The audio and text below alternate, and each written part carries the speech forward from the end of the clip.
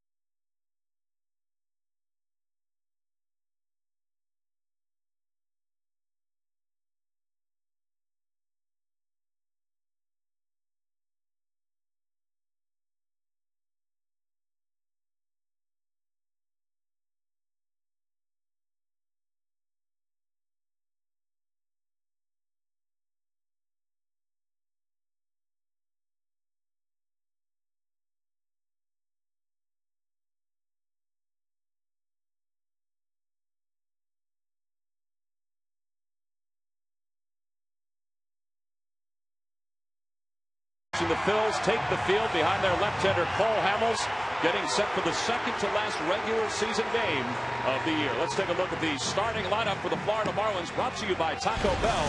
Think outside the bun. Rookie of the Year candidate Chris Coghlan leads things off, and Cameron Maybin, who's had a good couple of weeks, back second.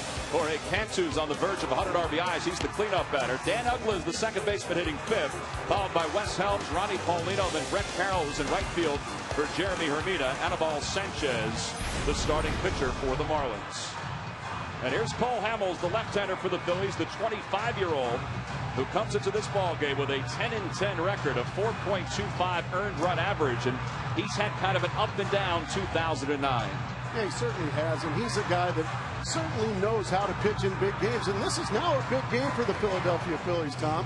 You see, he's playoff tough because last year he was the MVP of the World Series and the NLCS. And change we need, well, he's got one of the best changeups in all of baseball. He needs that to be effective today. Well, that is the sprint pitcher profile for this afternoon for Cole Hamels. And he has concluded his warm-up tosses, getting ready for the start of this ball game here in Philadelphia.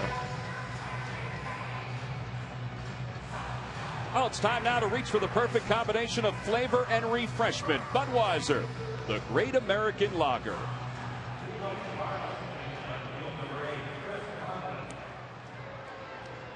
So here we go. Cole Hamels, the 25-year-old left-hander from San Diego, getting set to face Chris Coghlan, who's having himself a heck of a rookie year. .317 hitter with 9 home runs and 45 runs batted in. And he's gotten Hamels twice on leadoff home runs this season. And we're underway. A fastball taken for a strike by the inside corner. Coghlan, one of the best hitters that really nobody knows about. He's been flying under the radar down in South Florida, but if you're a National Leaguer, especially a pitcher, you know him. And Hamels ahead, no balls and 2 strikes. You see where Chris Coghlan ranks as far as rookies go. A .317 average, that's first. Runs scored 81, multi-hit games 49. He has been good. And that one taken outside, so 1 ball and 2 strikes to him. A quality 0-2 pitch right there from Hamels. Tried to get Coghlan to chase it, just off the plate. Coghlan is 6th in the league at hitting, and he slaps that one foul down the left field line. That's the key too, Mark, is that he's not only a rookie leading all rookies in batting average, but the fact that he is now in the top 10 in the National League in hitting. Period. Not just rookies, exactly. I think a lot of people think he is the favorite to win the Rookie of the Year. I personally think a guy in the other dugout, the Philadelphia dugout, is my choice for Rookie of the Year. That's Jay Happ, the left-handed starter for the Phillies. Jay Happ has won 12 games this year. And he has been a huge shot in the arm for this Phillies ball club. There is Jay. And he will pitch tomorrow here in Philadelphia against Josh Johnson. 1-2 the count to Coghlan. And a line drive base hit down the right field line. That one's heading toward the corner. And Coghlan heading to second base. And this will be his 30th double of the season. And this is a guy that wasn't even a leadoff hitter in the minor leagues. He was more of a second hitter or number 3 hitter. Well, Hamels tries to come inside. Does come inside. That's just a nice hunk of hitting right there by Coghlan. Pulls his elbows in tight to his body and just rips it down the right field line. Sometimes good pitches end up with bad results there, Tom, and that was a situation where Hamels threw it right where he wanted to, but Coghlan was ready. Well, Freddie Gonzalez was saying that because he stays in there against those left-handers, that's why he's able to play him every day, even against a tough left-hander like Hamels. Here's Cameron Maybin. Maybin shows bunt and fouls the first pitch between the legs of Ruiz, so it's 0-1. Maybin hitting .257, 4 homers and 13 runs batted in. Over the last week, though, he has really established himself as now the Marlins' everyday center fielder going into 2010. Just such a talented young kid, and you can say that just about every Marlin. They're the youngest team in baseball. Out in front of a changeup, so it's no balls and 2 strikes. That's the changeup we talked about, as you said, Tommy. Boy, it is just so hard to lay off. You see the bottom drop right out of it. Maybin way out in front.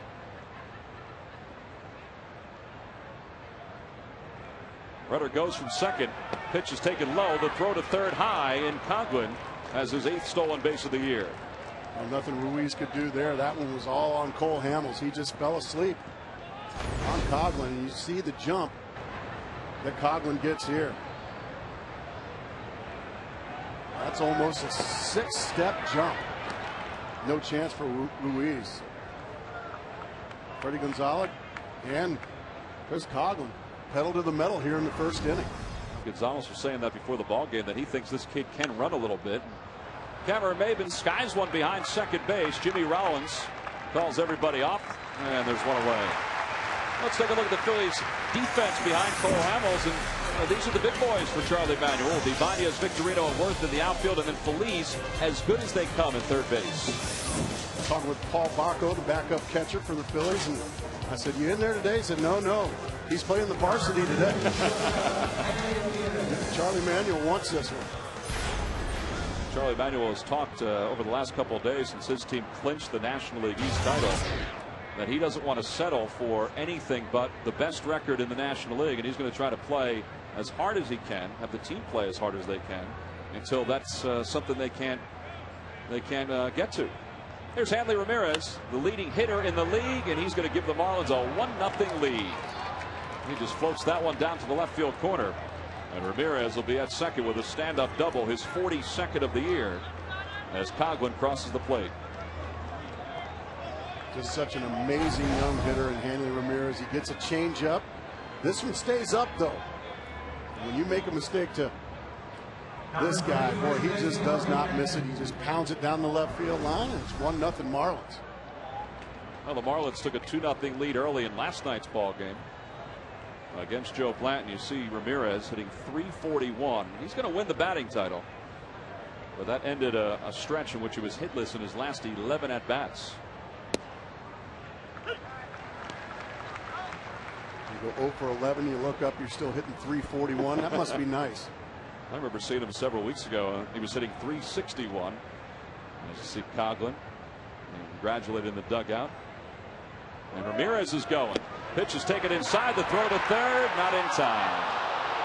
Just got his front foot in there. And Mark, they seem to have picked something up against Cole Hamels. I think you may be right. Not near the jump from Ramirez. This was just pure speed. Good throw from Ruiz. And that front leg just gets in ahead of the tag of Pedro Feliz. Good call over there by third base umpire Jerry Davis. And look at these Marlins coming out, showing who's boss out of the game. 27 steals now for Ramirez as Cantu takes one inside. It's 1 ball and 1 strike. These Marlins are saying, well, you Phillies, you guys are the champions of the East, and you're the defending world champions, but we're not going to let you get that best record without a fight. To right field, Jason Worth fighting the sun, makes the grab. Ramirez tags from third, no chance to throw him out, and that's the 100th RBI of the season for Jorge Cantu, and the Marlins have a 2-0 lead. Nice little milestone right there for Jorge Cantu. You can see his teammates are proud of him. That's a fastball right down the middle, and he doesn't try to do too much. How big is that stolen base now by Hanley Ramirez? He scores easily from third. A couple of guys that are on the doorstep of 100 RBIs for a season. Cantu now has reached it. I mean, that's a pretty good individual milestone. That is a great milestone. Something he can hang his hat on, certainly. 100 RBIs, not easy to do, as you said. I never did it. I was surprised to hear that. That year that you had 98 RBIs, I mean, what was that like when you finished too shy? I mean, were you frustrated? You remember a pitcher, he actually won a Cy Young Award. He was a closer for the Padres. His name's Mark Davis. I do. Mark Davis was my last at bat. There was a runner on first base, and I'm sitting on 98 RBIs. And I looked out at Davis, and he kind of looked at me like, he nodded at me. He threw me 2 fastballs right down the middle. I fouled one off and flew out to the track because I had warning track power. You know that, Tom. And sure as the world, I flew out to the track, and as I ran by him, he said, I tried for you. And I said, thank you very much, but it just wasn't meant to be. Well, for Cantu, that's his second 100 RBI season of his career. 2-1 the count to Uggla. That's inside, 3-1, a breaking ball. Be interesting to see what the Marlins decide to do with Dan Uggla. He's had a terrific 3 years with the Fish. Very productive. Well, Freddie Gonzalez, who you just saw, the manager of the Marlins, I mean, he knows that from a salary standpoint, sometimes it's tough to keep everybody, and right. Uggla is arbitration eligible again this year as he draws a walk. And it's a 2-out base runner for the Marlins. And right out of the chute, Rich Dubie's heading out to the mound to talk to Cole Hamels. You can see Hamels disappointed in himself. Now his pitching coach going to come out there and try and calm him down. You can see in his body language, very frustrated with the way things are going here in the first. Well, Hamels has thrown 19 pitches in this first inning. And one thing that you know from watching Cole Hamels, he very rarely has that ball strike split in the wrong column. And right now he's at 8 balls at 11 strikes, and that's got to be frustrating for him. And this is a team that's frustrated him all year long, these Florida Marlins.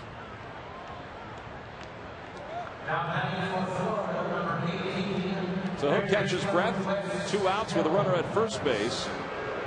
Wes Helms, who played here at Philadelphia, gets greeted by the home crowd as he steps into the box. Oh, I love coming to Philadelphia. I love these fans. They don't have short memories here, do they? He did not have a very good year when he was here with the Phillies, and they do remember that.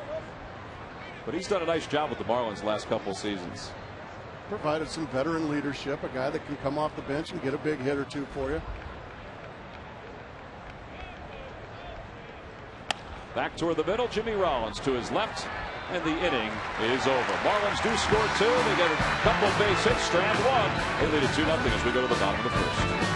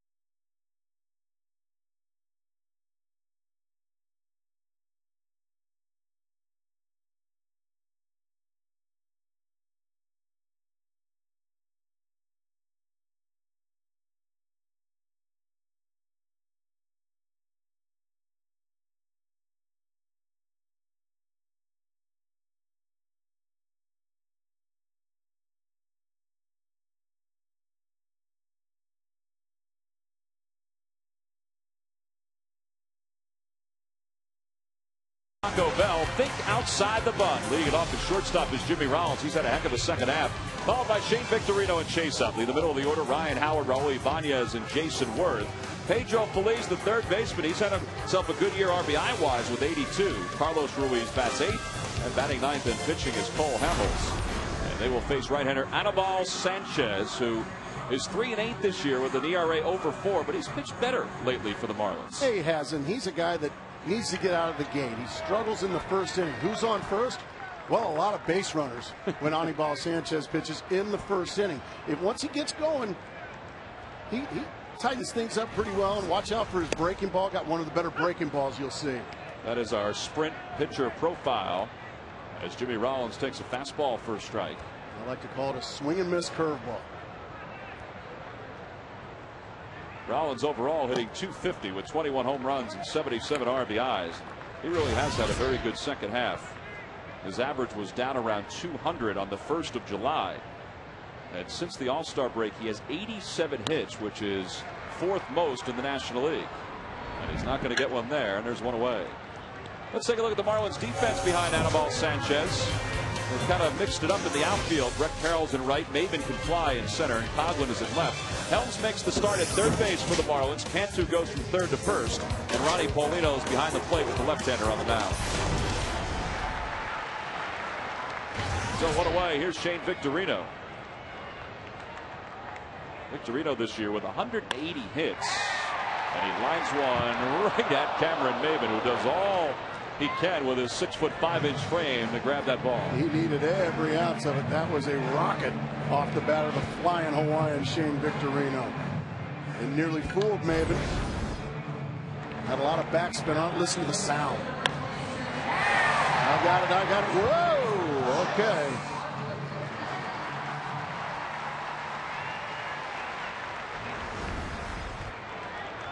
So 2 outs, bottom of the first. Brewers lead at 5-4 in the bottom of the 9th inning out in St. Louis as Chase Utley stands in. Utley hitting .283 with 33 homers or 31 home runs and 93 runs batted in. And let's check in with Ken Rosenthal. Kenny. Tom, as you mentioned, the Cardinals are trailing, and if they lose this game, the outcome of this game as far as home field advantage for the first round does not matter. The Phillies would have home field advantage for the first round, and then Charlie Manuel would face a couple of decisions. How long do you go with Cole Hamels? Do you pull him out, keep him ready for a possible Game 1 start? Do you pull out some of your regulars, get them some rest? However, the Phillies still have one more thing to play for. If they win their final 2 games, and the Rockies win their final 2 games, they tie for the best record in the National League. The Phillies would get the tiebreaker by virtue of the head-to-head record. They would be the top seed of the National League. Home field advantage in the first 2 rounds. And Kenny, I thought it was interesting today that Charlie Manuel kind of hedged when you asked him about what he would do with Cole and with his starting lineup. And he said, I don't know, I'll have to talk to Rich Doobie about that if I see that score pop up on the board.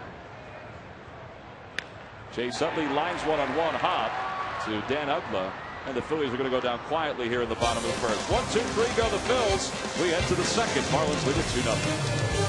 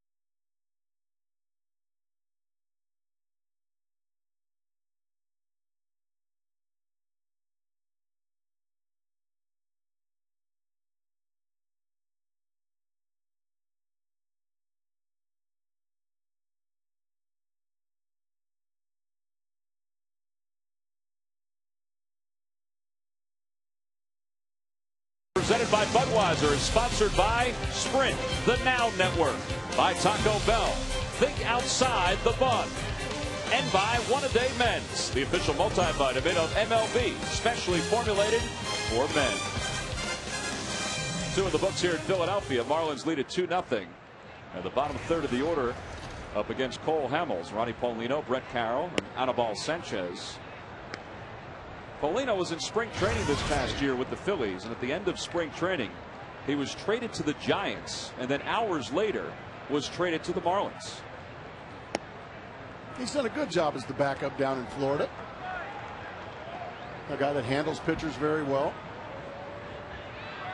catches and throws. Well, he's out in front of a changeup there, and it's 2 balls and 1 strike. Oh, what a thing of beauty that was, the changeup. Well, it just never gets there. You can see way out in front was Paulino. Another one. So what do? Throw him another one. Same pitch, same result. Keep it right down at the bottom of the kneecaps, and once again, Paulino way out in front. 2-2 the count to Paulino. Why would you throw him anything else? I was thinking the same thing. He did throw a fastball there, and he fouls it back. Well, the on-deck hitter is Brett Carroll, and before the ball game, you know, it's German Heritage Day here at the ballpark, and he's getting into a little polka. This is a kid from Tennessee getting into a little polka. I like that. Playing the air harmonica. Air harmonica.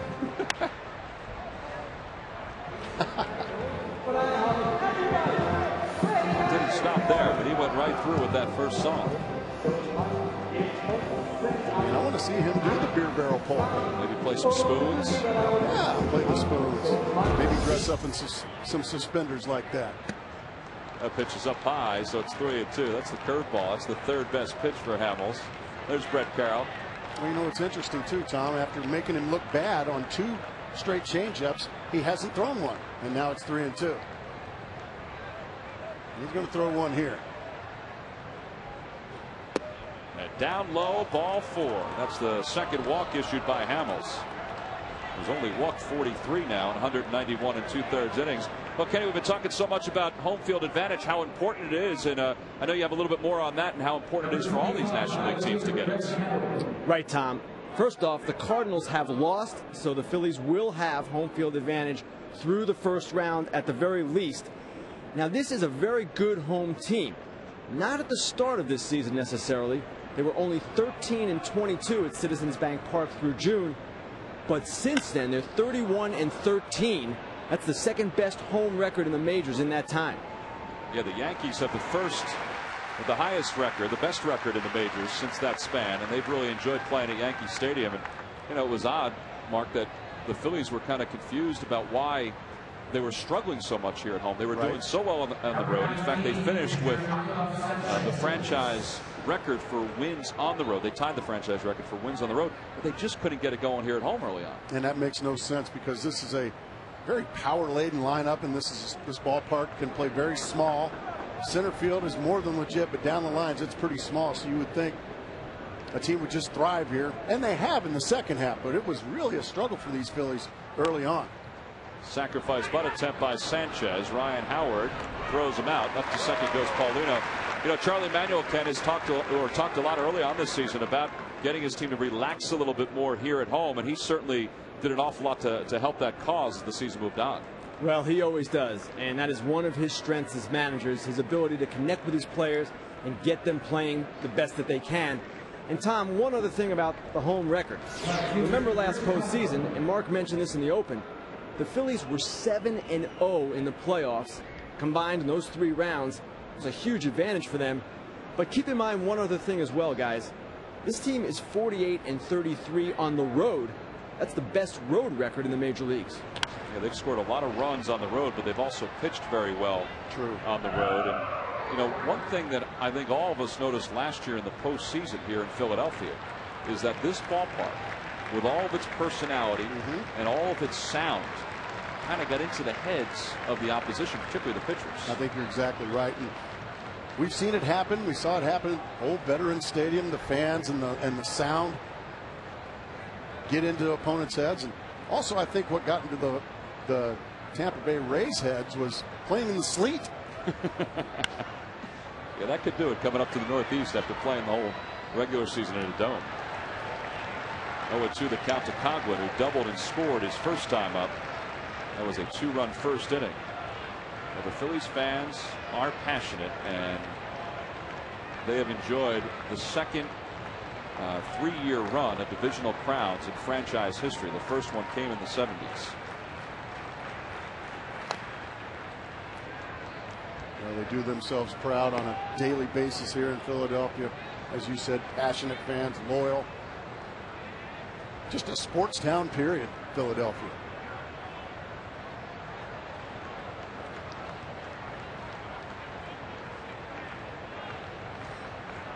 To the count to Chris Coghlan.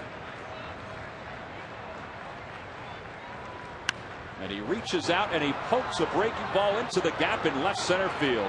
Paulino's going to score from second. Going to second base is Coghlan, and he has his second double of the ball game. Tell you what, on a pretty big stage during this month of September and October, he has really made a case about being the Rookie of the Year. Yeah, this boy can just hit. There's a breaking ball down and away, and he doesn't try to do too much with it. Just strokes it into left center field. He's so strong, even with a swing like that, he gets it out into the gap for extra bases. That is impressive for a young hitter, to have the patience to let that off-speed pitch travel and drive it into left center rather than just poke it. That's his 46th RBI of the season, and it's also his 31st double of the year. And look at that, 110 hits since the All-Star break, which is the most in Major League Baseball. I mean, it's 10 more than Derek Jeter coming into play today. And Joe Mauer, who could be the MVP of the American League. Maben toward the gap in right center field. Jason Worth again battling the sun. Makes the grab, and the inning is over. But the Marlins do get another run on the RBI double by Chris Coghlan. We head to the bottom of the second. 3-0 Marlins.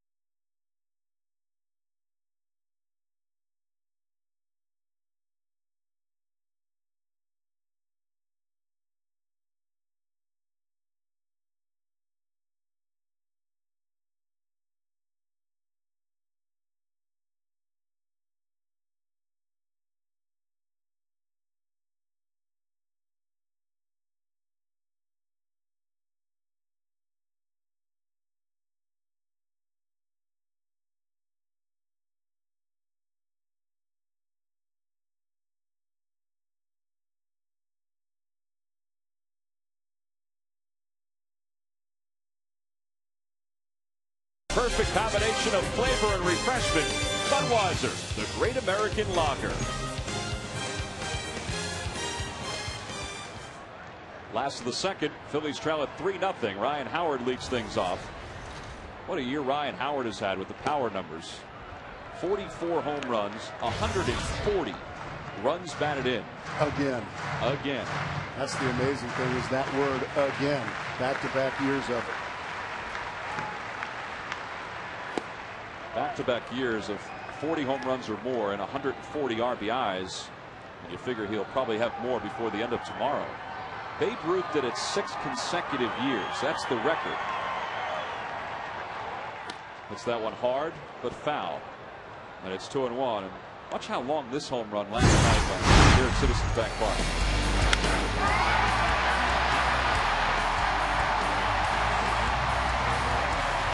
Over 420 feet, I believe. Impressive.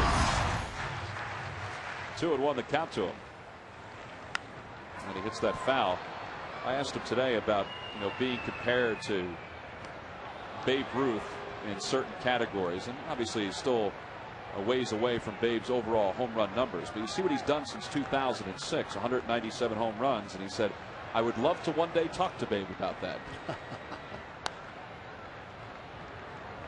But he said it's an honor to be even thought of in the same category as somebody like a Babe Ruth. Well, of course, and it's flattering, and he's such a great kid that he's bashful about it, but he deserves to be there.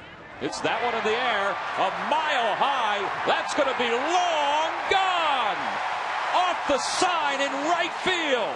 Ryan Howard, his 45th home run, 141 RBIs, and the Phillies are on the board.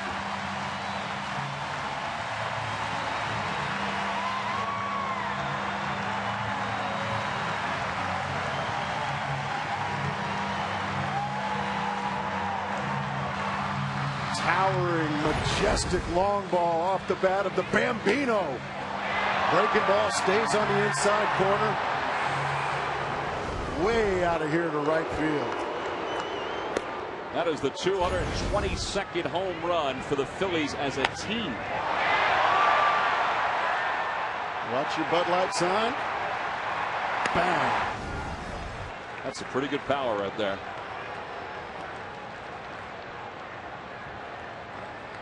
What an amazing career he's had.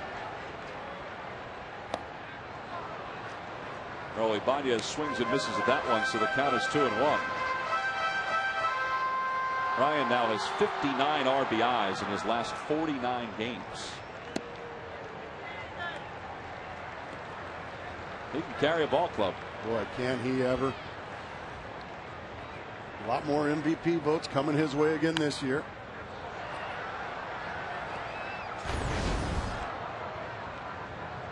Everything stays back nicely. Boy, just drives those hips and gets those big arms extended. Just crushes it. Inside ball 4, so Ibanez is aboard.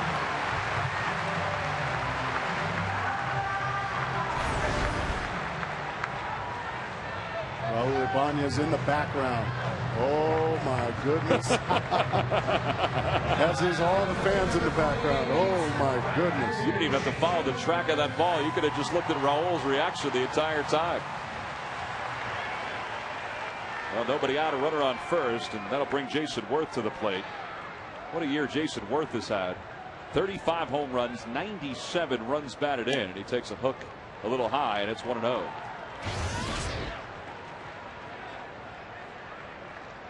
Jason playing every day for the first time in his career, and he has not let the Phillies down.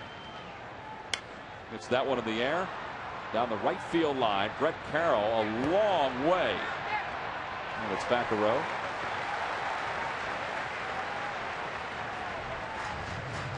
I was asking Jason yesterday about the possibility of reaching 100 RBIs for the season. And he said, well, it's not anything that I can worry about. Right. If it happens, it happens. But I'll tell you, to get this close and to come as far as he has come in his career. You're rooting for him. You root for him. You can't help but root for him. That's a huge milestone. Jorge Cantu got it. He got it in his first at bat with a sacrifice fly in the first inning. That's nice to hang your hat on. And as you said, this is the first time he's been an everyday player in his entire career. He's hit 35 home runs. You'd love to see him get to the century mark. That one's over at the knees, so it's 2 balls and 2 strikes now to Worth.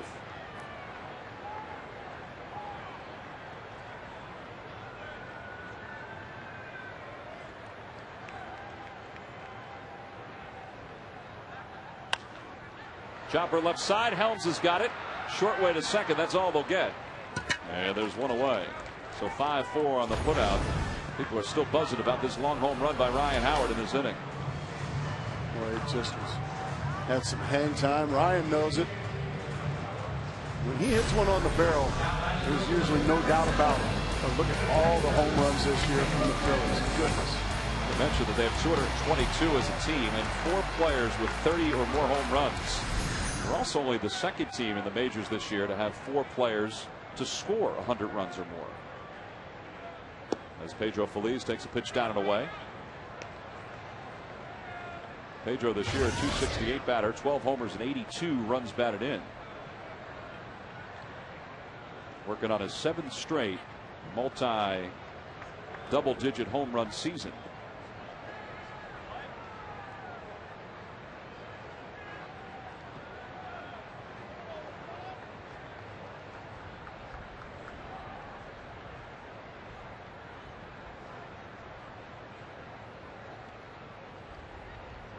Doesn't seem like Sanchez wants to throw the pitch. I think he was just bound and determined to hold it.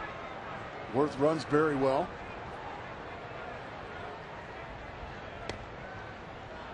Feli's a guy that I've always liked as a hitter, Tom. Always seems to get big hits when you need him most.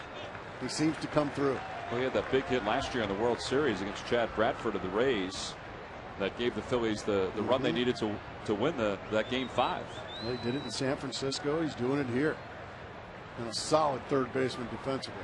Worth goes. The pitch is dropped by Paulino. So he's in scoring position. That's his 17th stolen base of the year. Well, the Marlins came out of the gate running. So now Jason Worth decides, I'm going to try it too. Paulino just got ahead of himself. He didn't come up with it. So easy stolen base there for Jason Worth. And Feliz has been the Phillies' best hitter with runners in scoring position this year. And he has one with the count 2-1 in his favor. And he chops that one left side. That's not going to get the run home. It's not going to get the runner over to third. So 2 away.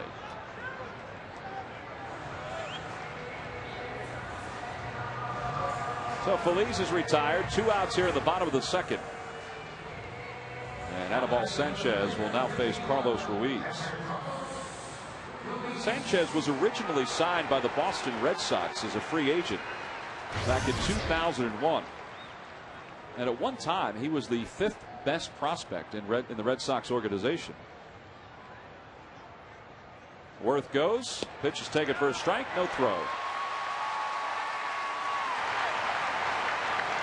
So 18 stolen bases now for Worth, and he's got 2 in this inning. And Anibal Sanchez says, go ahead and take third base, because if I can just retire Carlos Ruiz, he'll be stranded. But now, any breaking ball in the dirt could come back to haunt Sanchez.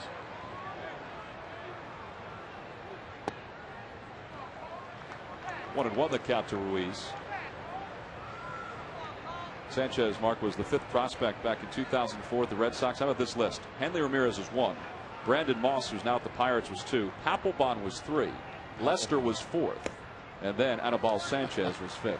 Some pretty good arms. Pretty good arms. He came over from the Red Sox with Ramirez in the deal that sent Josh Beckett and Mike Lowell to Boston. 3-1 the count to Ruiz. He takes a fastball low. So now with Cole Hamels on deck, Sanchez may just decide to put him on, and that's what they're going to do. Although Hamels a pretty good athlete, handles the bat pretty decent for a pitcher. There's ball 4. Ruiz is aboard.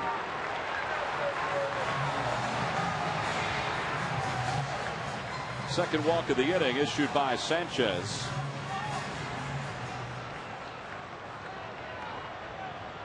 Now this ballpark's so beautiful, and when it opened in 2004, they were drawing extremely well, but they have 40 consecutive sellouts coming into today's ball game here. And Hamels with a swing and a miss, and the count is 0-1. Well, it's easy to sell out when you put a terrific product on the field, and that's what the Philadelphia Phillies organization has done again. A world championship last year. Right back here again this year. By the time tomorrow comes to a close, 3.6 million will have come through the gates here at this ballpark. 0-1 the count to Hamels. And he takes it low. 1 ball and 1 strike.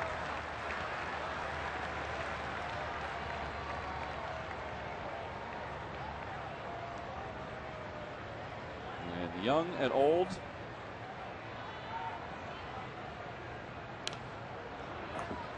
As Hamels whacks it foul, it's 1-2.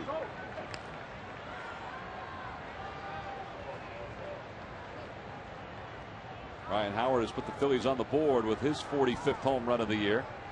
And they're looking for a little bit more as they trail at 3-1.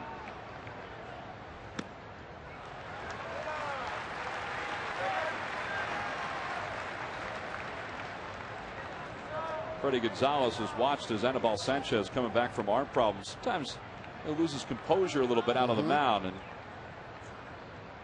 he throws a breaking ball there. No loss of composure to get Hamels looking on strikes.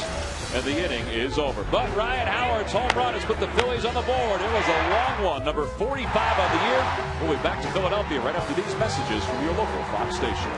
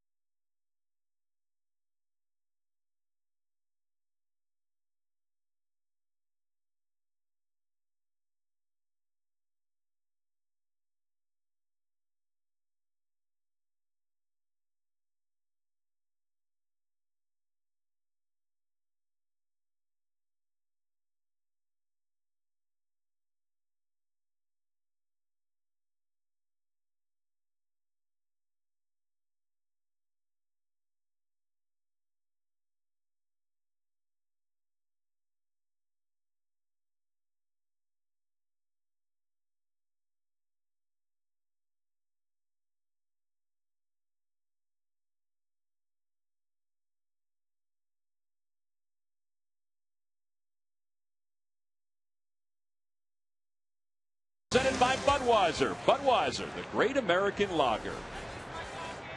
Top of the third, 3-1 Marlins. Hanley Ramirez leaks things off, and he's up there swinging at the first pitch today.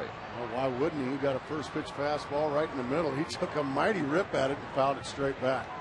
Well, he doubled his last time up, and now he is just 3 hits shy of 200 for the season, but he doesn't look right. He looks like something's bugging him. Well, Al, when he was running the base, he looked like he was favoring maybe a hamstring or his leg, even shaking his wrist a little bit. He might have multiple injuries.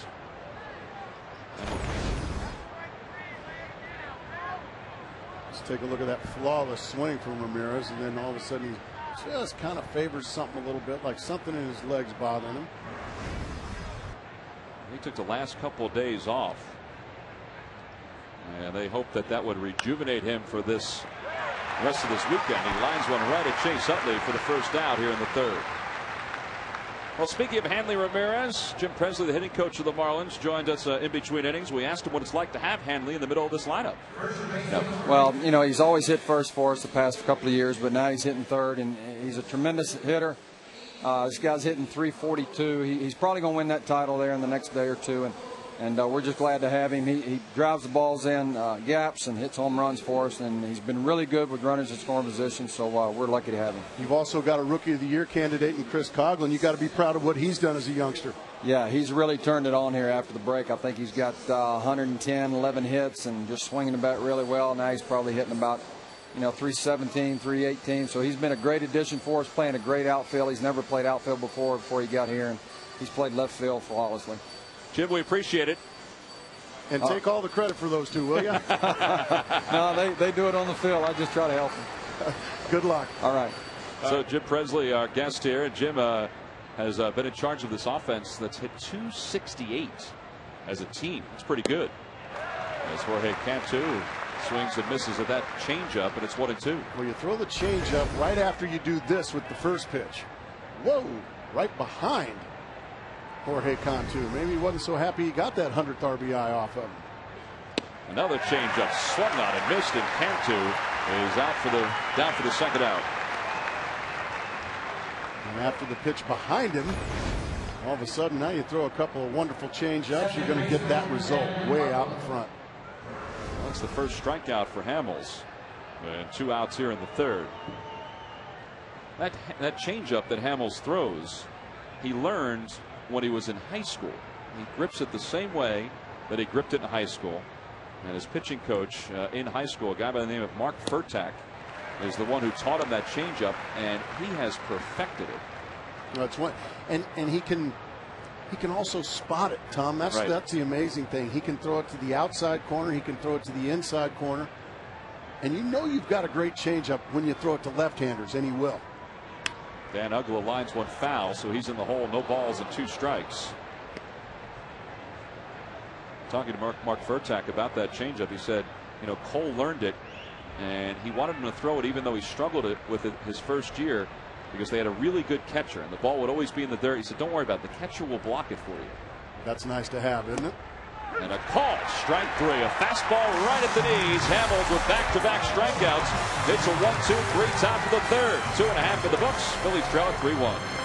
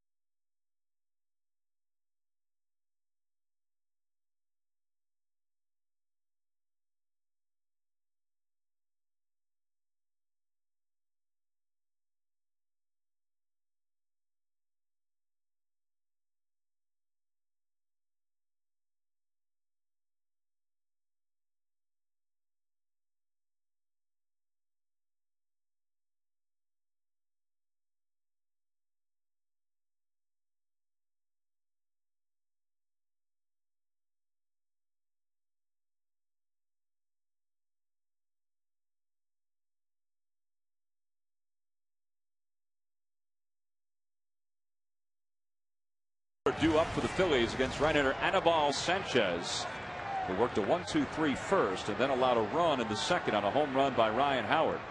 Jimmy Rollins leads things off, and Rollins takes a fastball for a strike. Rollins grounded out to second base his first time up. See, his average is at 250 after that ground out. He was at 201 first week in July. How hard is it to get it from 201 with all of his at-bats to 250? Exactly. That tells you how hot he's been. And when you're a former MVP, right at Jorge Cantu to rob him of extra bases, and when you're a former MVP, that's hard to sit on 201. Hard to sit on, yep. Well, now it's time for a DirecTV game break. The Brewers and the Cardinals earlier today. Ryan Braun, a 2-run home run off of Kyle Loesch. That gave the Brewers the early 2-0 lead. And they went on to win it by a final of 5-4. Trevor Hoffman closed things out for the Brewers. And that means the Cardinals are a game and a half behind the Phillies for the third best record in the National League. And there you see it. And in case of a tie, I believe the Phillies own the tiebreaker. Is that correct?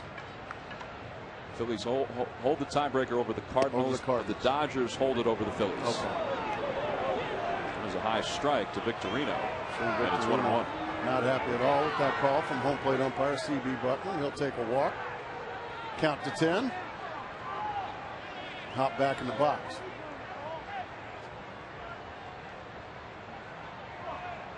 One and one the count to Victorino. That one's a strike on the inside corner. Dodgers will play later on against the Rockies, and Ken, that's an interesting race to the end in the National League West. Interesting, Tom, and maybe historic. No team has ever come back from 15.5 games to win a pennant in baseball. Well, guess what? The Rockies might do it if they win the next 2 days, and what a story that would be. Really, in many ways, this is all about the Dodgers. Going into the playoffs, the #1 starter is Randy Wolf. He's a good pitcher, but no one's idea of an ace.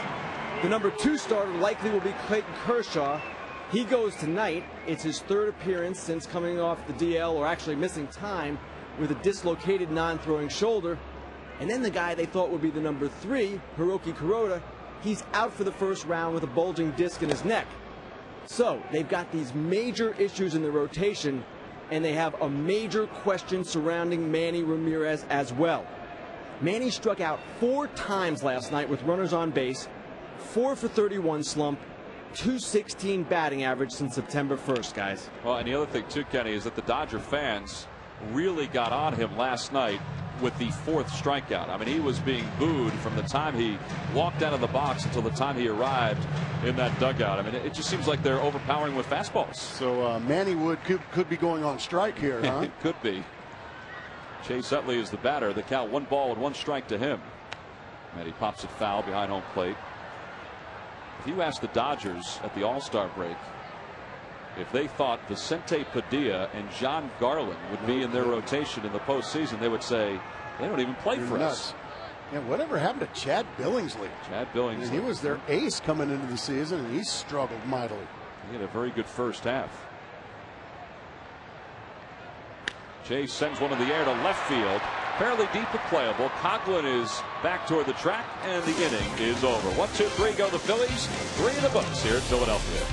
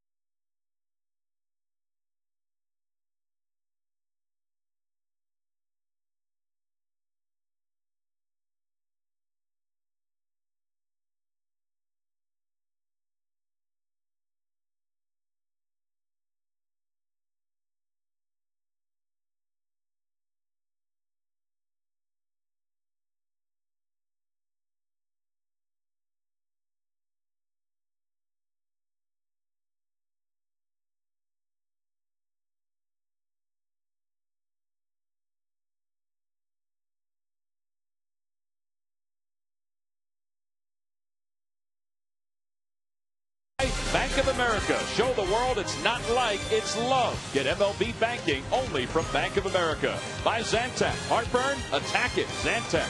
And by Chevy. Oh, 3 in the books here in Philadelphia. And the Marlins lead it 3-1. Phillies have just one hit. It was a home run by Ryan Howard. And as we go to the top of the fourth inning, a couple changes for the Phillies. And we wondered if this would happen, if Cole Hamels' day would be short. It is. Tyler Walker is the new pitcher. He's entering his 32nd game, and the veteran Miguel Cairo takes over at second base for Chase Utley. Wes Helms leads things off for the Marlins. So Hamels, in his final tune-up before the postseason, goes just 3, allows 3 runs on 3 hits. And he has been removed, and he's replaced by big Tyler Walker, a guy that's always had terrific stuff. And he's really found it here in Philadelphia, having a solid season. And Walker's been one of the pieces the Phillies have had to use from AAA. And he's come in during his games. He's thrown strikes, which is important coming out of that bullpen. That's exactly right. You have to force the opponent to swing the bat as a reliever, and that's what Tyler Walker has learned. He struggled with the San Francisco Giants, but he's come over here and he's done a good job. 1-1 the count to Wes Helms, and he lines one foul down the left field line, so it's 1-2.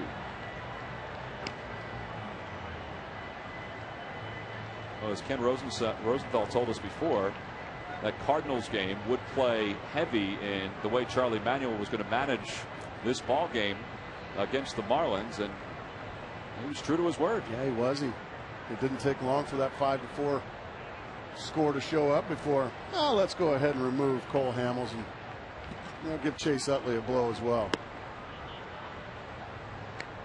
Change up high, so it's 2 balls and 2 strikes.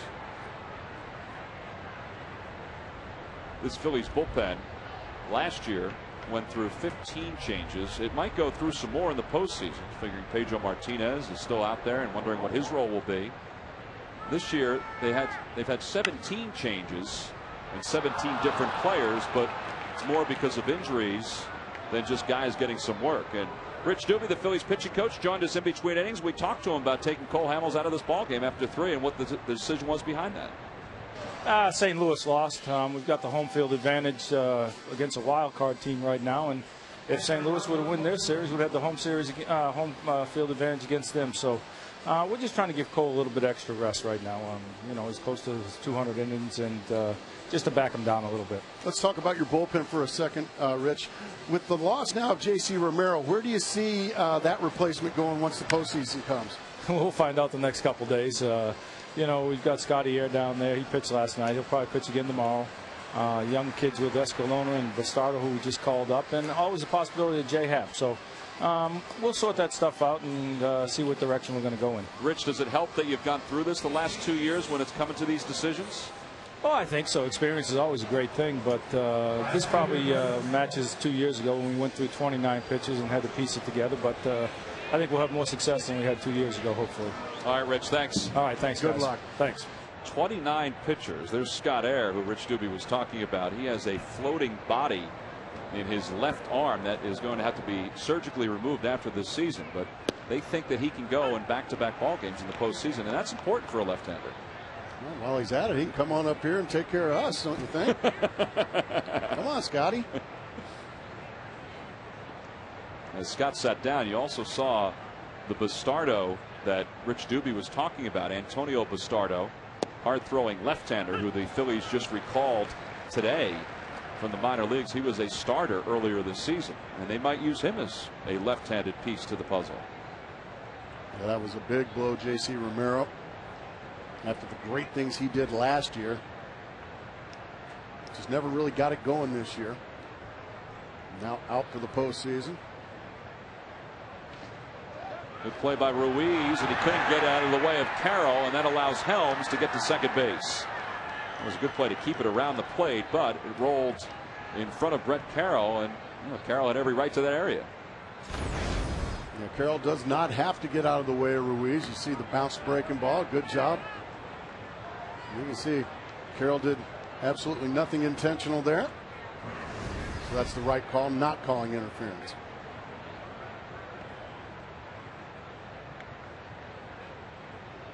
So 1 out, runner on second. The count 1 ball and 2 strikes to Brett Carroll. He's the number 8 hitter for the Marlins, making his 29th start of the year. He's hit pretty well with runners in scoring position in limited time. He's playing right field today for Cody Ross. And Ross has had an outstanding year, and he's he's got a bum wrist, so he's probably not going to play the next couple days. Swing and a miss. He's down on strikes. Good fastball from Walker. And we talked about Cole Hamels being lifted from this ball game, and you know, Ken Rosenthal, the Phillies do have some questions about who's going to start game 1, who's going to start game 2, and what the overall makeup of the rotation is going to be in the postseason. Tom, you're right. And for all the talk about their bullpen struggles, the rotation has to be a concern. Charlie Manuel told me yesterday that he believes Cole Hamels is about to get on a roll, but we really didn't see that today. Cliff Lee, he's in line to start game 1 on 5 days rest. Career high 231 2/3 innings, 6.13 ERA in his last 7 starts. Joe Blanton, a likely game 3 starter, 5.52 ERA in his last 5 starts. Now guys, remember, in the postseason last year, starting pitching was a major strength for the Phillies. Their starters went 8-3 with a 3.70 ERA, and that was with Jamie Moyer having 2 really rocky outings. And Jamie's out for the rest of the year with a torn groin muscle. I think what Kenny's trying to say is the Phillies better bring their bats, huh? Well, they could do that. Sanchez fouls that one off, and the count is 1-2. Well, since the All-Star break, this starting staff, which was 14th in ERA before the break, is 4th. So they've gone deep into games. It's just been the last couple of weeks that they've struggled getting deep into games. Yeah, you don't win as many games as these Phillies have without quality pitching, and they have had quality starting pitching. 1 ball, 2 strikes the count to Sanchez. And a chopper to the left of the mound. Tough play for Walker, and the inning is over. He strands one on second. We go to the bottom of the 4th. Ryan Howard is due up for the Phillies.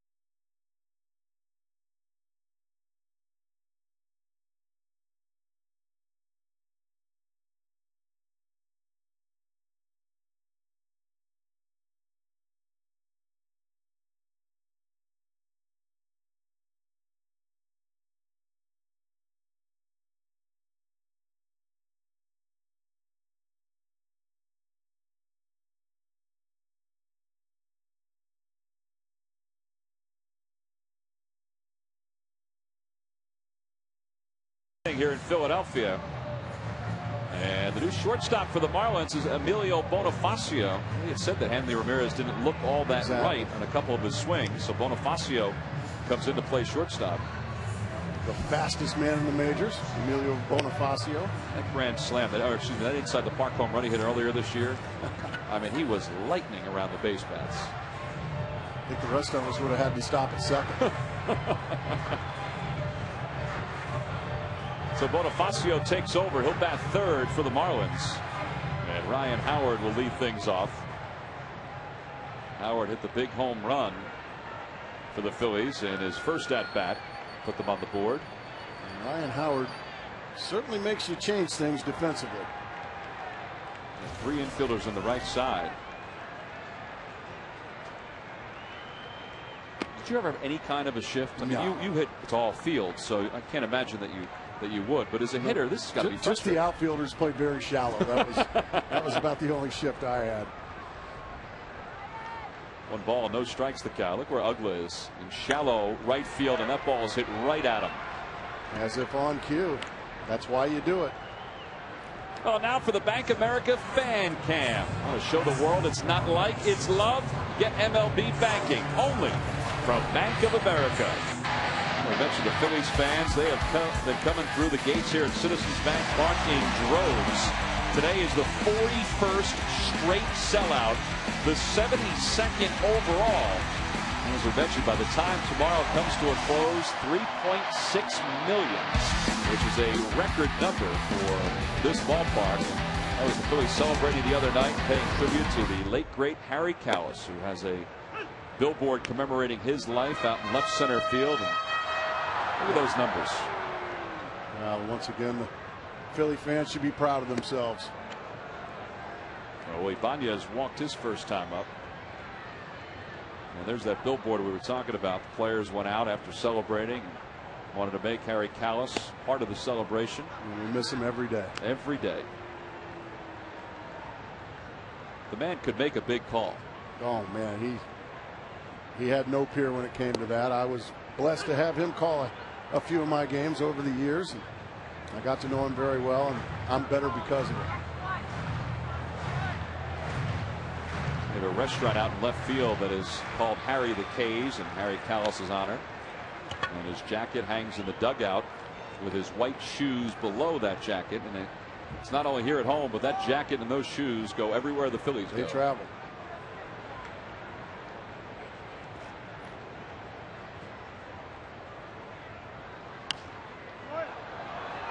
Now remains 2 balls and 2 strikes to Ibanez.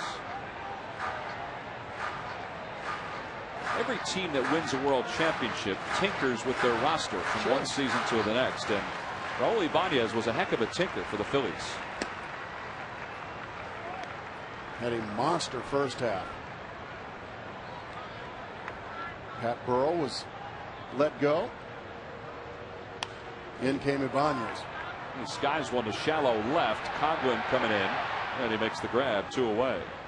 Hey, this October, the American League's best teams will collide in a month of unscripted and thrilling moments to see which team will advance to the World Series. Coverage of baseball's postseason returns October 16th with the ALCS, followed by the World Series, only on Fox. And if the season ended today, the Tigers would be in New York to take on the Yankees, and the Red Sox would be the wild card winner, and they would be out in Anaheim taking on the LA Angels. Still a lot of work to do for the Tigers. The Dodgers trying to hold off that late charge, that late kick by the Colorado Rockies. Jason Worth lines one toward left center field, and that's his first hit. And he's aboard with 2 away. How about the job Jim Tracy has done in Colorado? Ever since he took over the helm of the Colorado Rockies, they have done nothing but win and continue to win. Well, the job he's done, Tom Runnels coming from AAA to be his bench coach, yes, that's helped out too. You think about some of the managers that have taken over in middle of seasons that have helped turn a team around. You think about Bob Lemon in '78 with the Yankees and what he was able to do to turn them around and turn them into world champions. It's hard to do. It's got to be difficult to do. Jim Tracy took over in the middle of the season. Colorado was floundering in last place. Clint Hurdle, who had been there a long time, Great and guy. had gotten them to the World Series 2 years prior. Well, he just ran out of gas there, and boy, Jim Tracy took over, and they've just decided they don't want to lose any more games. That's a team you really don't want to see if you're the Philadelphia Phillies or anybody. That's the hottest team in baseball, the Rockies. Well, they've gotten great seasons from Jason Marquis and an outstanding first half. Jorge De La Rosa has had a fantastic turnaround to this year. And everybody thought when they traded Matt Holliday to the Oakland A's that, well, there's a sign that they're going to start anew. Guess what? They're even better. Well, Gonzalez has been really good filling in and leading off. And he's one of the guys they got from the A's. 0-1 the count to Feliz. And he pops it foul. It's 0-2. Boy, he got a fastball to hit right down the middle. And you see he's disgusted with himself. Well, you just can't drop a foul ball if you're a fan here. The berating you get.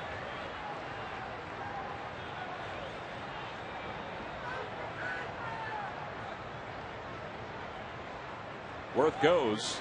Pitch is hit in the air to right field. Not deep. That one was way up in the strike zone.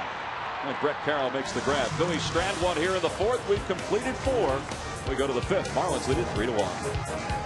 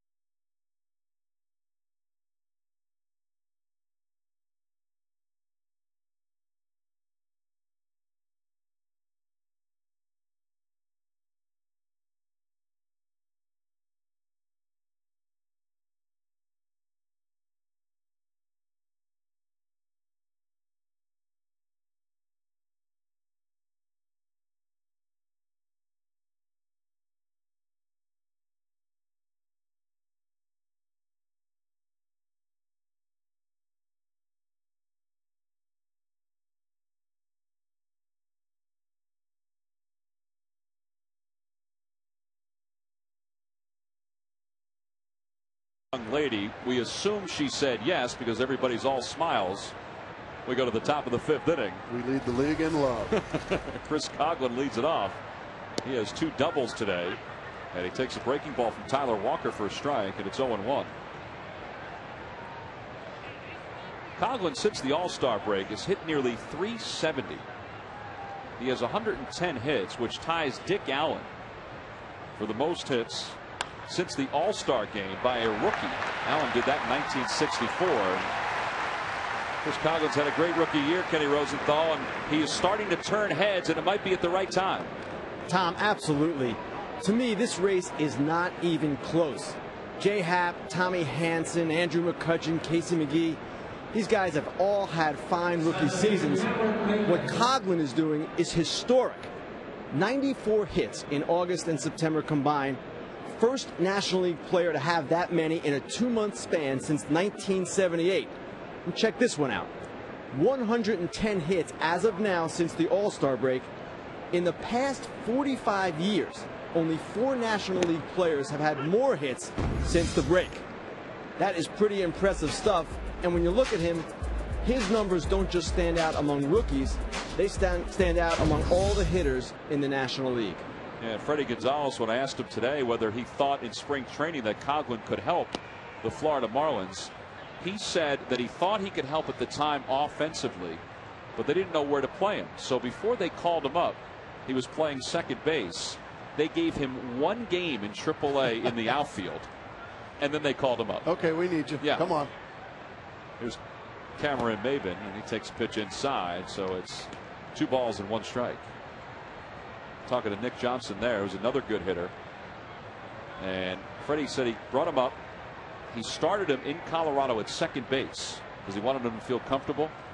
Gave him an off day the next day, and then put him in left field, and he hasn't looked back. And he's been fine out there. Yeah, they say that early on they used to take him out for defensive replacements in the 8th and 9th inning, and Freddie said at some point during the 2009 season he just let him play the whole game. Play the whole game. Never know, you might need him for that last at bat.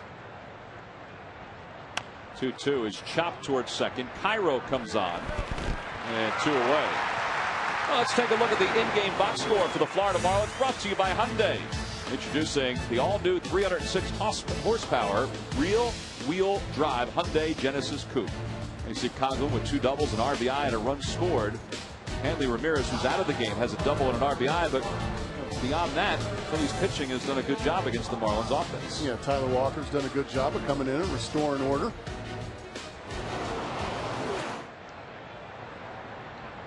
There's Pedro Martinez looking on. And where do you think he's going to fit in? That's a good question. You've been around this team for a long time. As that one skied to right field. We'll have more time to talk about that probably the next inning, wouldn't you say, Tom? We'll have a lot more time as Bonifacio's retired on 1 pitch. 1, 2, 3 go the Marlins. We head to the bottom of the 5th.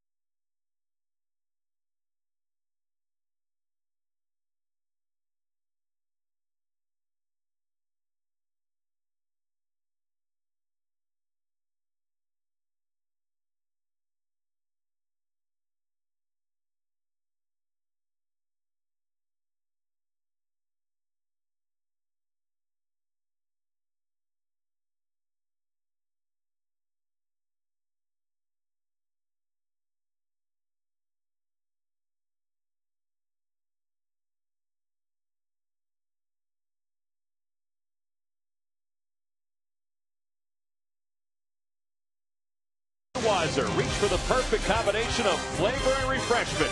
Budweiser, the great American lager. Bottom of the 5th inning. Marlins lead it 3-1 over the Phillies. Second to last day of the regular season, which is odd for the Marlins because they're done after tomorrow. For the Phillies, the season continues later on this week. That's when the fun starts. Carlos Ruiz takes a breaking ball and the count 1 ball and 1 strike. Ruiz has been really good for the Phillies offensively in the second half of the season. Defensively, he's been good all year long, and he's going to be retired on a fly ball to center. So 1 away. He He's been battling a sore wrist, and they need him when it comes to the postseason. Yeah, they definitely do. He's a guy that just really continues to be the backbone of this ball club. Takes care of the pitchers, makes sure, and he cares. He's not worried about the offensive part of it. He's worried about getting his pitchers and making them better. Miguel Cairo batting for the first time. Cairo came on to play second base for Chase Utley a couple innings ago. And Cairo's starting to turn it on a little bit here in September. There's been some question as to who the extra men will be for the Phillies, and Cairo's hit well here in September. And we talked so much about the pitching staffs of teams, but you know, these extra guys are important come the postseason as well.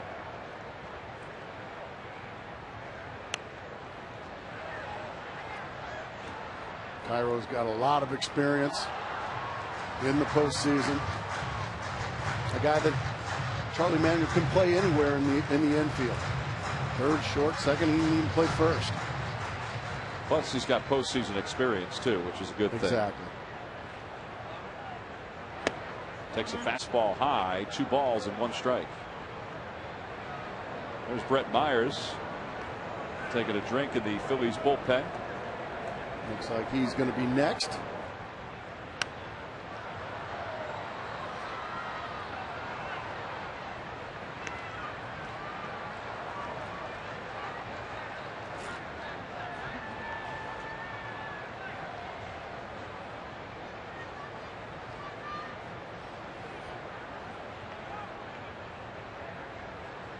Cairo, a line drive base hit into center field, so he's aboard with a 1-out single. Well, Fox Sports is proud to support the Michael J. Fox Foundation for Parkinson's research. The Michael J. Fox Foundation's goal is to drive the development of better treatments and a cure for Parkinson's. To learn more, please visit michaeljfox.org.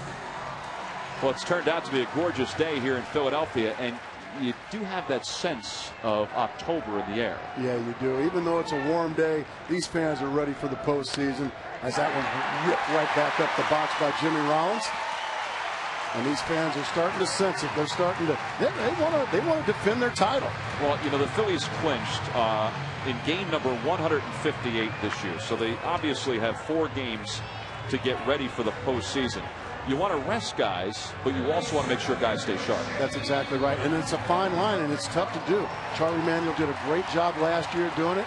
It's, yeah, you want them to freshen up their batteries a little bit, but by the same token, if you've got a hot player, you don't want to rest him and maybe cool him off. That's the chance you take. Well, here's Victorino with 1 away, and he takes a breaking ball for a strike, and it's 0-1. Victorino is 0 for 2. He's lined to center, and he is struck out.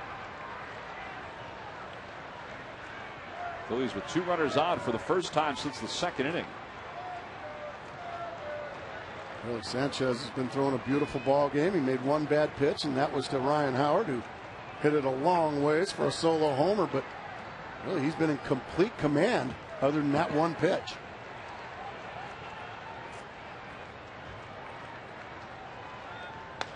Toward first base, big hop for Cantu. There's 1, and Bonifacio drops it, and Cairo thought about going home. Jimmy Rollins was trying to wave him home from second base, but he stays at third, and runners on first and third, and Mike Everett, the second base umpire, rightfully calls that as part of the exchange. Sharply hit ground ball, Cantu a perfect feed, and that is the right call. He was making the exchange. I don't know if they were going to be able to get Victorino at first base, but it's a moot point now. You can see Jimmy Rollins was telling Miguel Cairo, go, go. Cairo thought about it. And he said, I'm not sure if these legs move as much as they used to.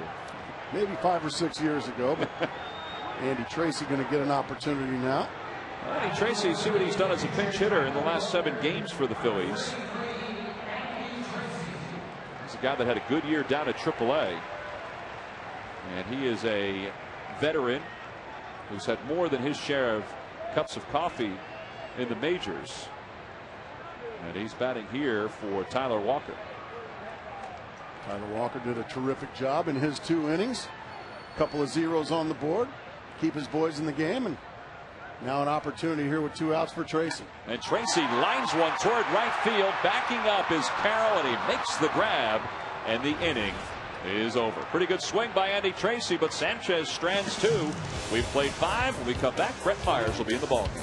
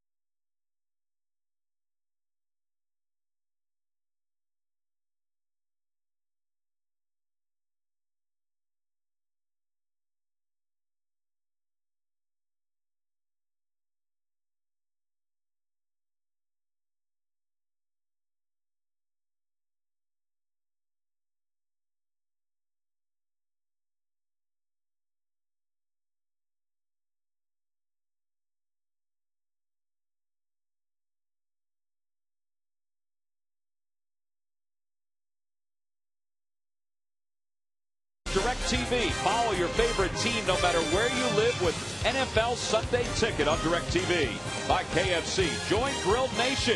Try a 2-piece meal of Kentucky grilled chicken for just $3.99. And by Sears. Sears, life well spent. German Heritage Day here at Citizens Bank Park as Jorge Cantu pulls the first pitch from Brett Myers' foul. Fanatic couldn't find anybody to dance with, could he? Kind of backing off at first. I can't get enough of him. Now, there's not a better mascot in baseball than the Philly Fanatic.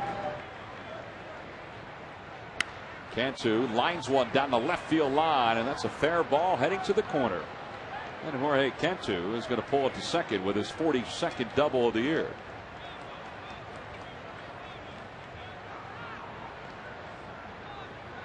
Catch all the action of the 2009 MLB postseason on Fox and TBS. The excitement begins October 7th with the division series. Brett Myers started this year as a starting pitcher for the Phillies and then came up with a hip problem that forced him to go under the knife. Dr. Brian Kelly in New York, who did the same surgery on Chase Utley in the offseason, and Carlos Delgado of the New York Mets during this season. And here's Myers back pitching in the same year. As Dan Uggla takes a breaking ball for a strike. Well, one thing you know about Brett Myers, he is one tough kid. He'll pitch through pain if he has to. Uggla 0 for 1, walked his first time up. Myers came back in the middle part of September. He threw a lot for the Phillies out of the bullpen. He was their closer in 2007 when they won their first of these 3 straight divisional titles. And then he came up with a sore in the back of his right shoulder, a little strained. So he's just coming back now this final week of the season. That's a good pitch. Looked like a slider there from Brett Myers. Down right underneath the bat of Dan Uggla. Good pitch.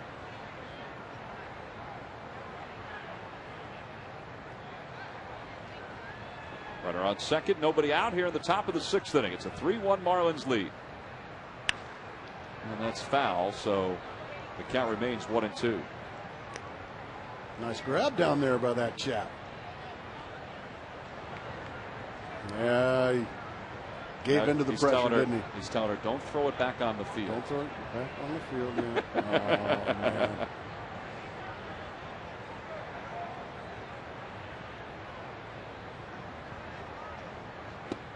Yeah, that's just missed. So 2-2 the count. Yeah, she's hanging on to that, making sure it's not going anywhere.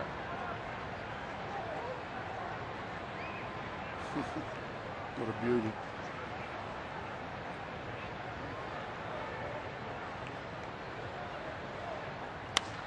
Uh-oh, she might have another chance. Oh, boy, what an effort there. He saved some people. He did. He didn't get the ball, but he saved some people. Well, what an effort. You got to somehow, some way get him the ball. Look at the effort. Right out it comes. And you're right, saved a lot of folks some pain down the left field line. There's a lady that's about 3 rows back in a pink striped shirt that had her head in her hands, and that ball was heading right toward her. There she is, shaking her head. And Ugla loops one, leaping, grabbed by Cairo, and he doubles up Cantu. Well, that's bad base running, but it's a smart play by Cairo, and Cantu may be hurt. Well, a little looper that Cantu got out there in no man's land. A beautiful play by Cairo, and you see the twisted ankle there by Cantu. So adding injury to insult, getting doubled off there. Yeah, and you see that right leg roll the ankle.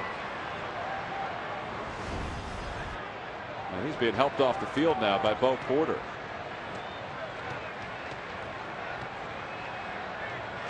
Well, here's today's Taco Bell bringing the heat pitching comparison. And the starters today, Anibal Sanchez for the Marlins threw 4. His numbers were pretty good with his fastball. Cole Hamels threw 3. He had some pretty good life on his fastball. He did throw some good fastballs. We know about the great changeup. He just made a couple of mistakes. They got hit hard. And man, Cantu can no longer make it around on his own. I would imagine that's probably the end of 2009 for Jorge Cantu, but he got his 100th RBI before he came up lame then. 100 RBIs in that first inning. Now watch the right ankle. Gosh, that just hurts to look at. Oh. Just on the inside of the bag. Just a lesson there for all you young players. Go back sliding. Don't go in feet first if you can help it. Yeah, it looked like he was trying to shorten his stride, try to get back to the bag a little quicker. Just dive in, hands first if you can. 2-1 the count to Helms, who singled his last time up, grounded out to end the first inning.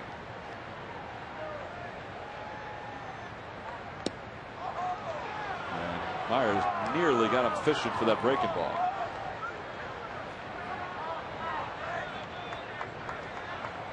There's that gentleman that dropped that sizzling foul ball right over the tarp.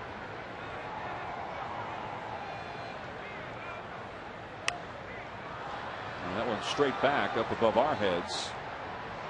And it's to the upper deck.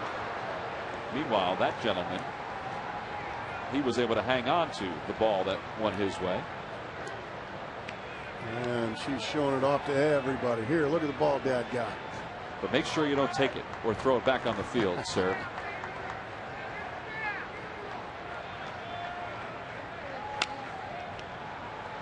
Down the right field line, that'll find the seats and out of play. Brett Myers is interesting, if only because he was a successful starter who then turned into a successful relief pitcher, and then went back to being a starter, but now as a reliever, and probably wouldn't mind being a reliever for the rest of his career. As Rich Doobie goes to the phone, they probably don't want him to go too far, beyond 15 to 20 pitches in this inning. Myers is a free agent at the end of the season, so his options are open, starter or reliever. His phone will certainly be ringing. And a call, strike 3. That hook froze Wes Helms, and the inning is over. We played 5.5. The big boys are coming up for the Phillies in the bottom of the 6th.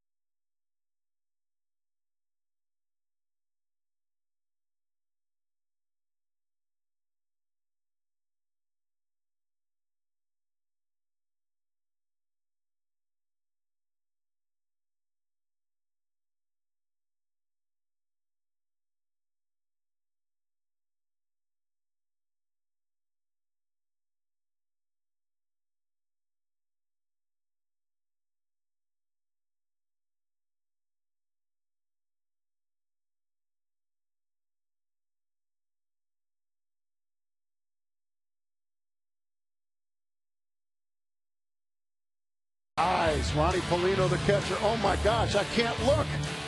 And look at the eyes of Ryan Howard. Boy, they are wide open, and the result is a long ball, the 45th of the season for Ryan Howard. And that is the only run of the day for the Phillies, and it came back in the second inning.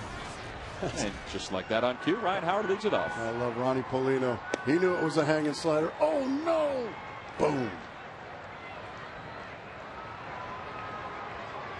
Ryan is 1 for 2. That home run gives him sole possession of second place in the National League. He leads the league in RBIs with 141.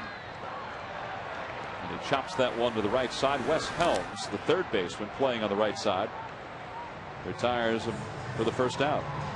Well, let's take a look at the Hyundai in-game box score for the Philadelphia Phillies. Introducing the all-new 306 horsepower real-wheel drive Hyundai Genesis Coupe. You see that home run by Ryan Howard, the only run of the day for the Phillies. They have 3 hits. Well, they have 4 counting the Cairo one, but that's still Anibal Sanchez has done a nice job terrific. settling him down. He has been terrific. He's had a bit of a tough year. He's had a injury-plagued year, but he's been terrific in his last start of the season. That's always what you want. Go home with something to smile about. Good breaking ball there. Boy, Ibanez really fooled there.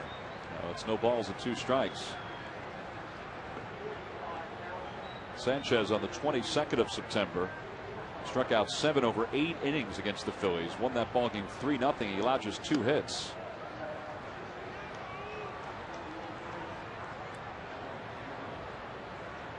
Sometimes when you have a good run against a team and you face them a couple weeks later, it helps because your confidence is so high against them. Oh, and also these Philly hitters, they know his name. They know what he did to them last time, and sometimes you can give a guy a little too much credit after he's done that to you. 2-2 the count, and that's inside. It's 3-2. Nick Johnson is the new first baseman for the Marlins. He takes over for Jorge Cantu, who sprained his ankle, it looked like, in the top of the 6th inning, trying to get back to second base. Mark, with these Marlins winning the amount of games that they have won, 86 coming into this ball game. Right. What do you think that means for Freddie Gonzalez going into 2010? Well, honestly, I think these Marlins, as you said, they're still so young. As that one's tapped to Bonifacio at shortstop.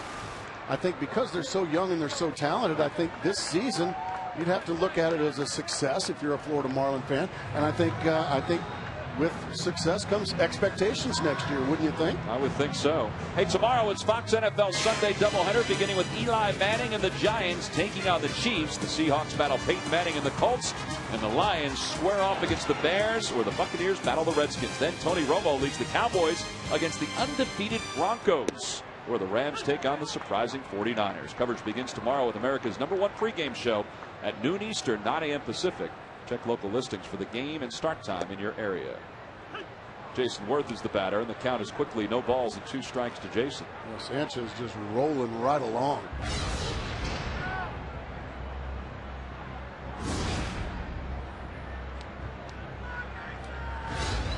Not sure if Jason was too happy about that last call. That's a ball. That is a ball.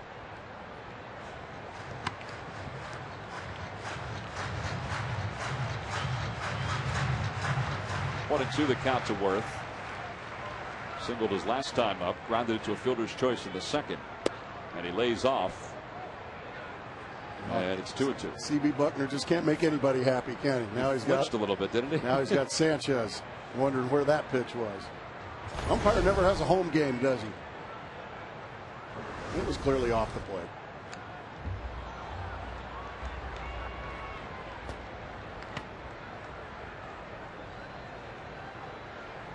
Talked about earlier how Jason Worth has established himself as an everyday player. Took him some time to convince everybody that he was an everyday player. You know, you were an everyday player from the get-go. Right.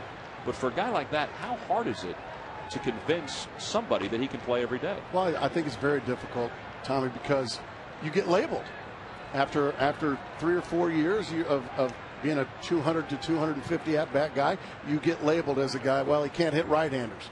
Or, as that was strike 3.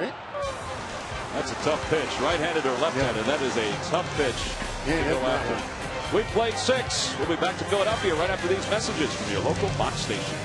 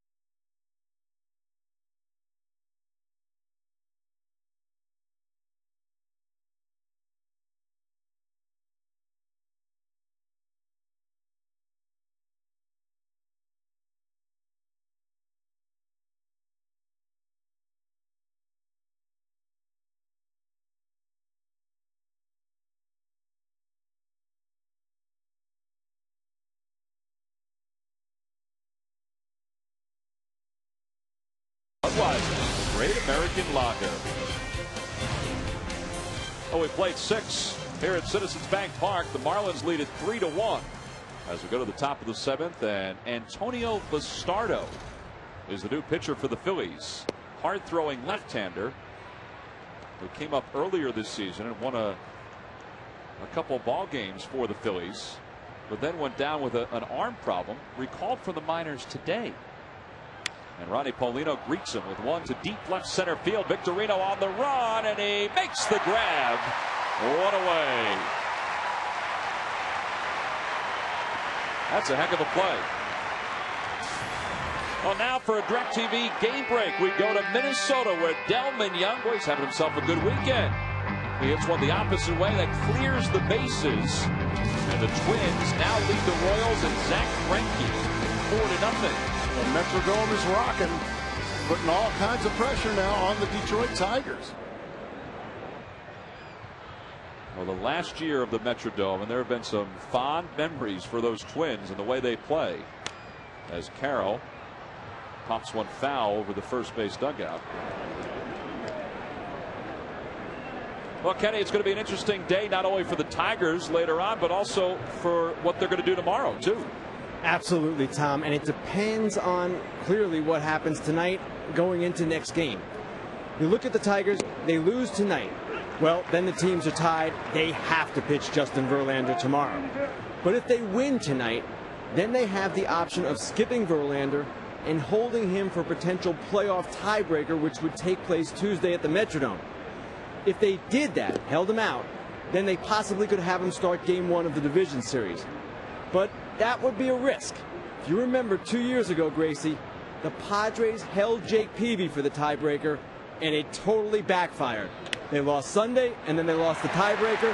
Never got to the playoffs. Never got to him. You're exactly right, Kenny. Yeah, if you're Jim Leyland, yeah, you better win tonight. Yeah, you got to get there. That'll take care of everything if you just win tonight. Well, we talked about the fact that the Twins got the 3-run double by Delman Young. You think back to last year when folks talked about Matt Garza and Jason Bartlett being traded from the Twins to the Rays, and it was a good trade because the Rays got to the World Series. Delman Young was the guy that went to Minnesota, and last year everybody said, well, the Rays certainly got the better end of that deal. Well, Delman Young has had himself a pretty good second half for the Minnesota Twins. Exactly. He's a good player. He's a former #1 pick. He can hit. He showed Zach Greinke just how well he can hit. A big 3-run double with 2 outs.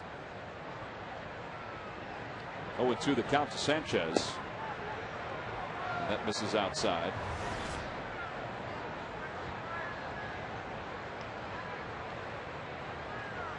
This is very interesting watching Antonio Bastardo pitch today for the Phillies. Well, without J.C. Romero now, it's time to see just what this young left-hander can do. You got to like his velocity. 93, 94. Well, if you throw from the left side and you throw in the 90s, you can have a long career if you can throw strikes. Well, he's fallen behind now 3-2 to Sanchez. Chris Coghlan waits on deck.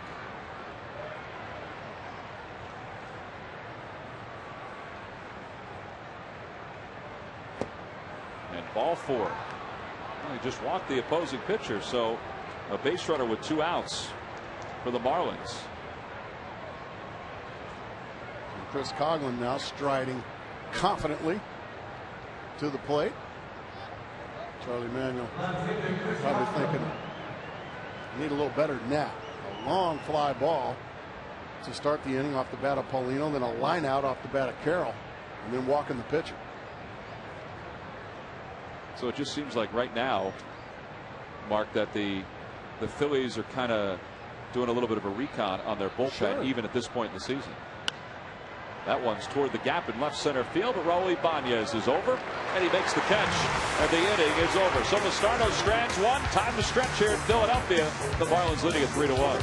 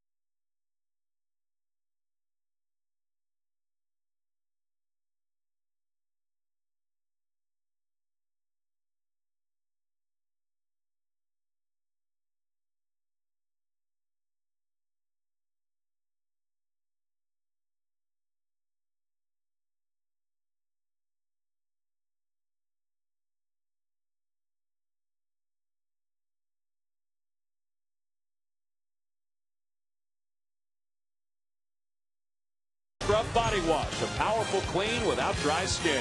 And by Hyundai Assurance, a little certainty in uncertain times. Bottom of the 7th inning, the sold-out crowd has watched the Marlins hang on to their 2-run lead. It's only 3-1 as we go to the bottom of the 7th.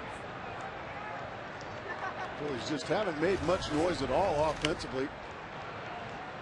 Moneyball Sanchez really has been in complete command. One pitch. So Ryan Howard left the ballpark. That's been it. He's twirling a gem as we speak. And he's comfortably at 94 pitches as this one comes to the plate to Pedro Feliz. Pedro lines one toward left. That's pretty deep. Coghlan going back, and he makes the grab. Not too bad for a second baseman. For a guy that hasn't played much left field at all. He went back on that easily, had no fear of the wall, and made the play. Let's take another look. He impresses with his bat, and now he impresses with the lever, going back and making a beautiful catch.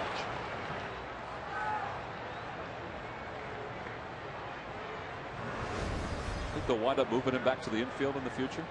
Well, I think so. I think a lot depends on what they decide to do with Dan Uggla. I think if they decide to let Dan Uggla walk, I think, well, right there, and playing left field right now, I think that's your second baseman next year. Dan Uggla is arbitration eligible again this offseason. He's probably going to make a pretty good chunk of change after having his third straight 30 home run season. And Ken Rosenthal, at one point, it was very difficult to find second basemen that could hit 30 home runs in the season. That's a great point, Tom. But Uggla has proven that he can do it, and teams also see him as a potential solution at third base.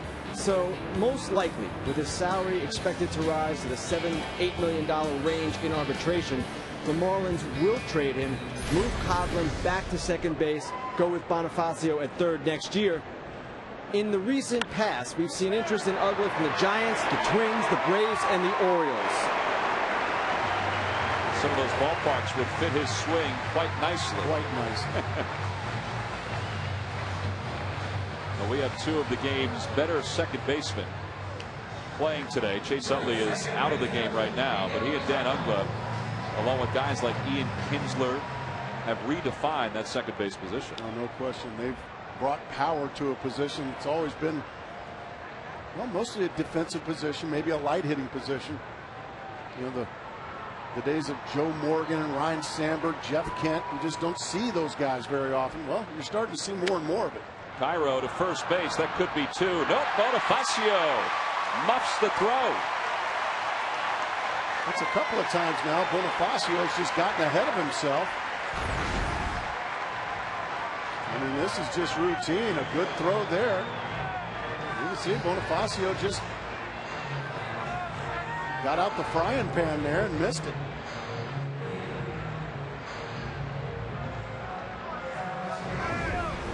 So a big break for the Philadelphia Phillies, and now that turns the lineup over. And Jimmy Rollins a chance. He represents the go-ahead run. Well, Rollins 1 for 3 today. He singled his last time up, hit the ball hard in the third. And now he's got runners on first and second with one out here in the bottom of the seventh.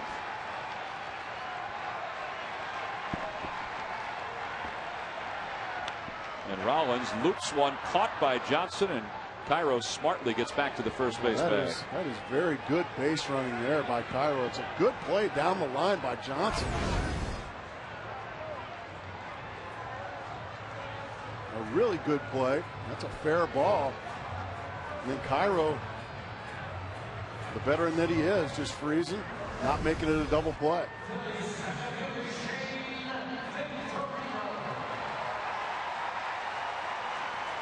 Two outs now for Victorino. And he's 0 for 3. Lined out his first time up, struck out in the third, and reached on a fielder's choice his last time to the plate. And that's a foul ball. Look out. Well, when you're facing a very good lineup like Sanchez is right now, Tommy, it's always the most difficult to get that fourth out of an inning. When you get teams like the Philadelphia Phillies an extra chance, they're just loaded throughout their lineup. Victorino, an all-star, here with an opportunity because of that fourth out. The Phillies 0 for 5 with runners in scoring position today. That one came back over for strike two. That was a good pitch by Sanchez. That was a very good pitch. Victorino thought it was going to stay inside, but a late tail right back over the plate. That is a quality pitch, as you said, Tom. Greg Dobbs waits on deck as a pinch hitter for the Phillies. Pitcher spot is due up next.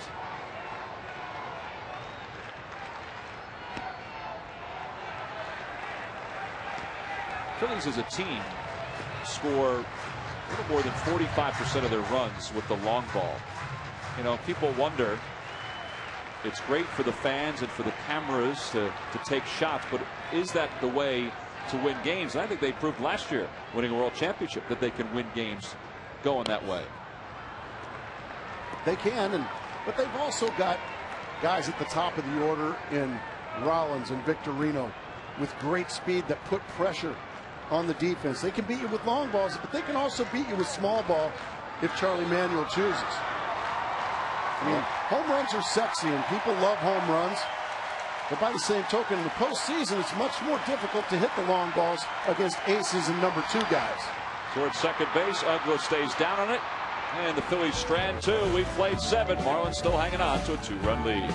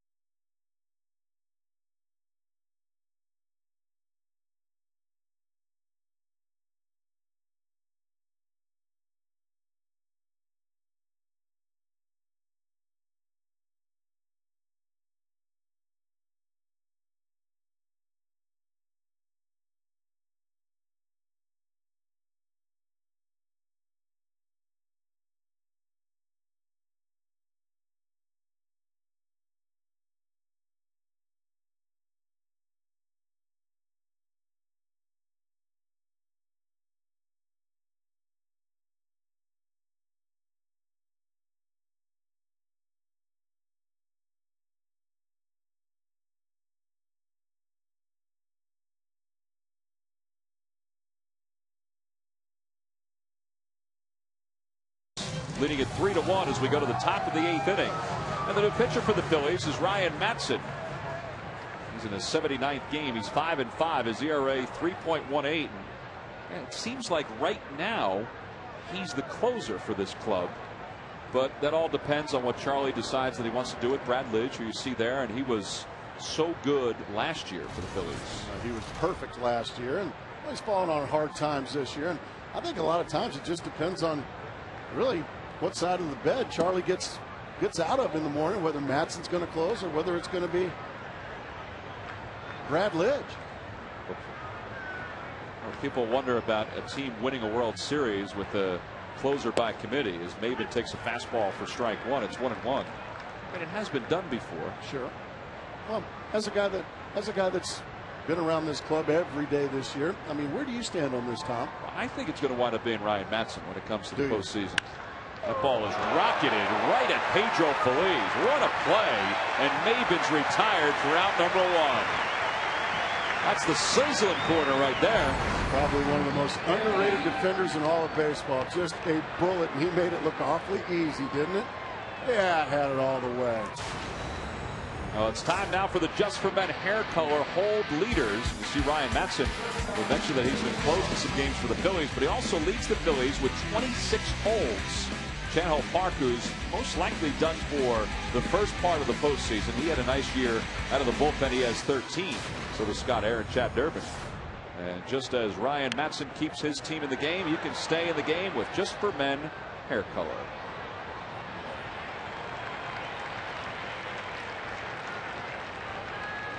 Oh, and 1 the count to Emilio Bonifacio. Now, we say that teams have won world championships with a closer by committee. It's still nice to have one guy to call your horse. Yeah. Yes. A guy that can get left-handers out, a guy that can get right-handers out, and can throw every day.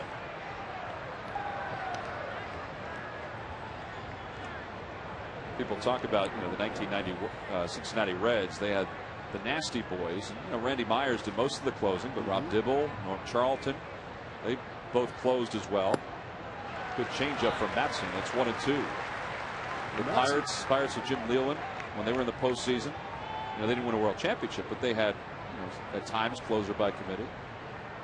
Yeah, Jim Leyland would run Bob Patterson out there from the left side. He'd run Jim Gott.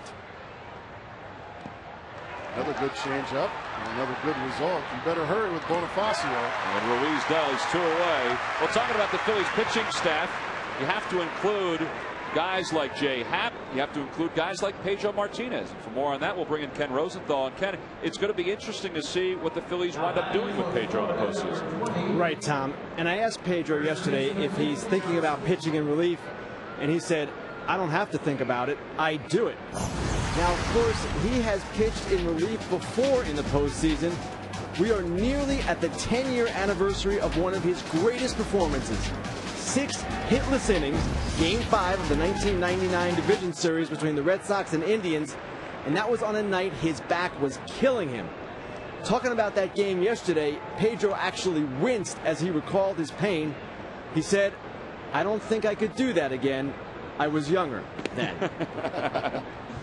Well, we've seen not only Pedro at age 37 pitch well this year, Jamie Moyer at age 46 pitch well. And you look at that winning percentage, 219 wins, 100 losses. And Pedro came back this year and joined the Phillies because he felt like it was the best fit for him to get to the postseason. And once again, Pedro was correct. They'll find a way for him.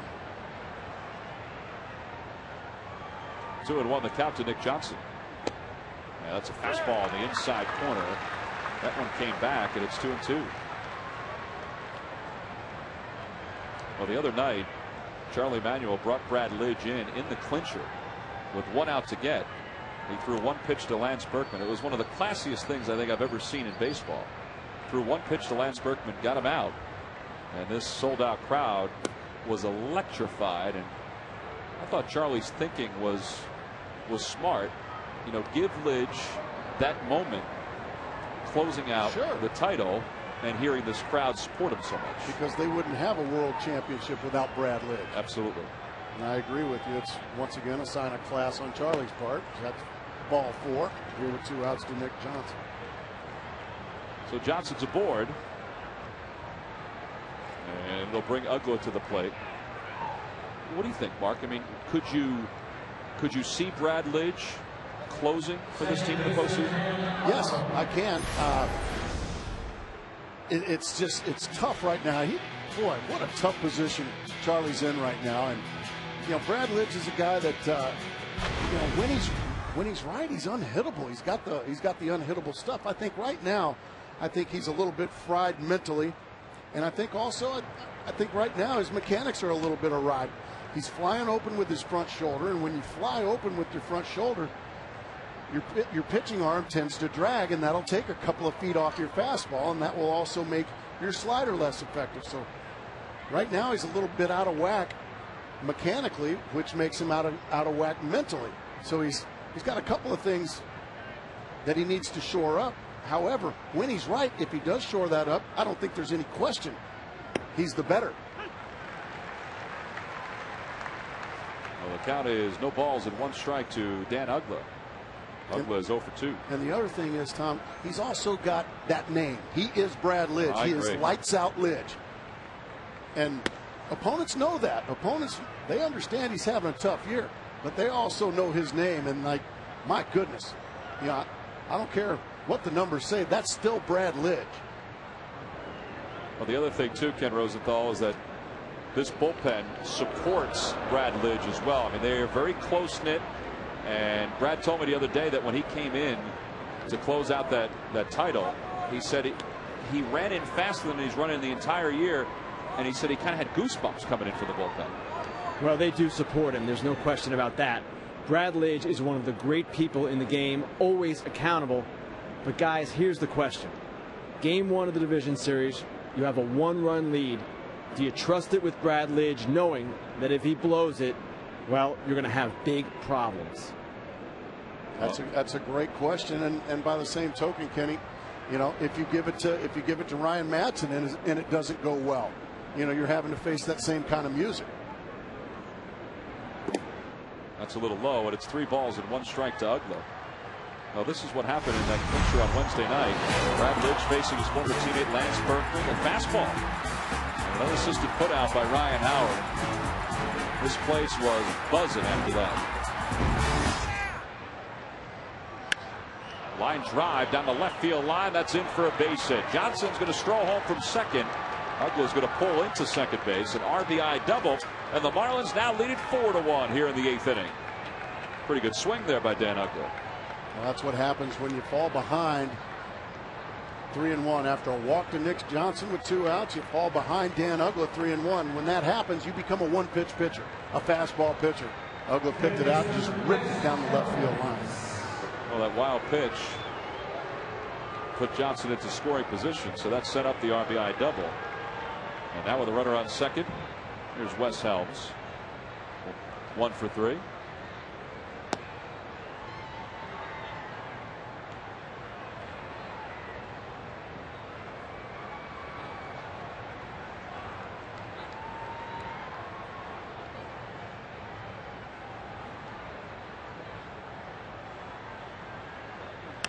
Helms hits it foul off to the right. Well, speaking of hitting, Pepsi, the official soft drink of MLB, would like to congratulate Chris Coughlin, today's Pepsi Clutch Performer of the Game, presented by Pepsi.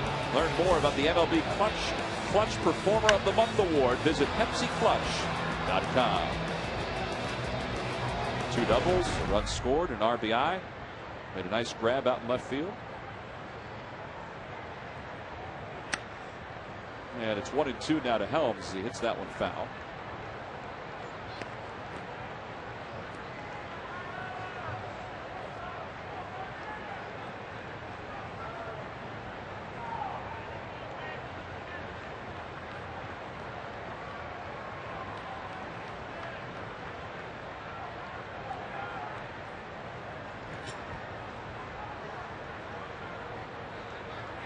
Ugla's got a good sized lead off second base. With 2 outs, he's going to be moving on contact. Madsen having trouble getting on the same page with Ruiz. Whoa! Oh, I love that outfit.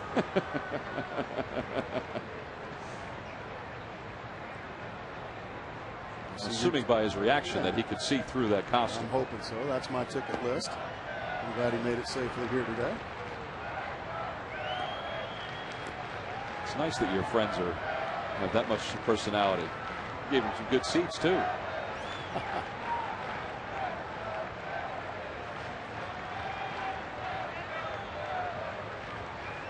2-2 the count to Wes Helms.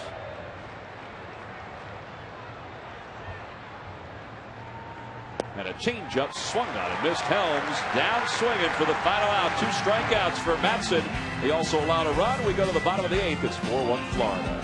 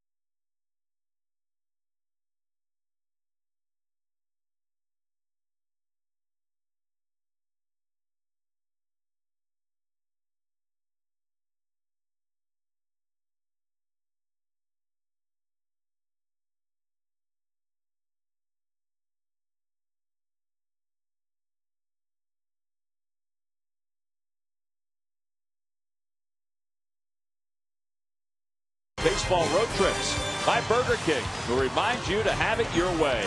And by Progressive Insurance, the freedom to name your price. Well, as the inning was getting ready to get underway, Greg Dobbs was introduced as a pinch hitter for the Phillies. So Freddie Gonzalez is going to get the left-hander Dan Meyer. He'll be in the game for Sanchez when we return.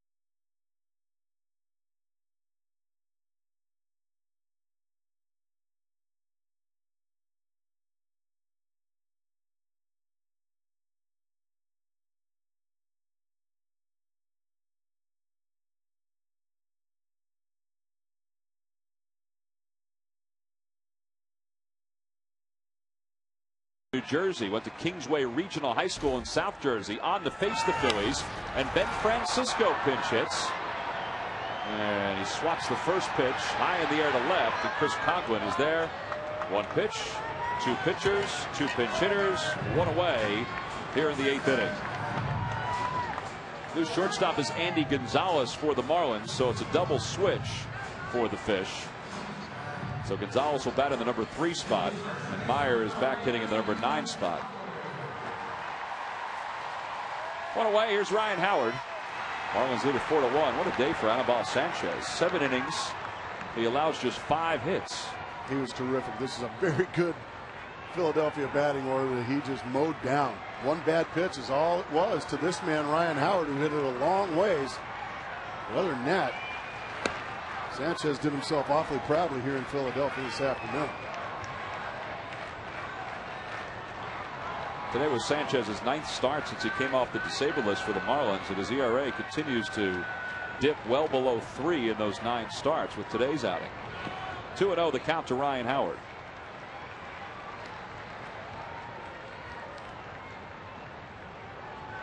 In fact, Sanchez's ERA will finish the year at, in his last 9 starts, at 2.68. Feeling pretty good about themselves going into the next season. You can live with that, can't you? Yeah.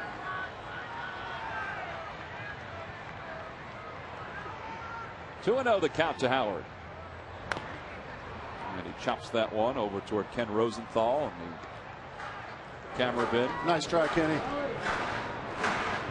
Gracie, I've gone through the entire season unscathed so far.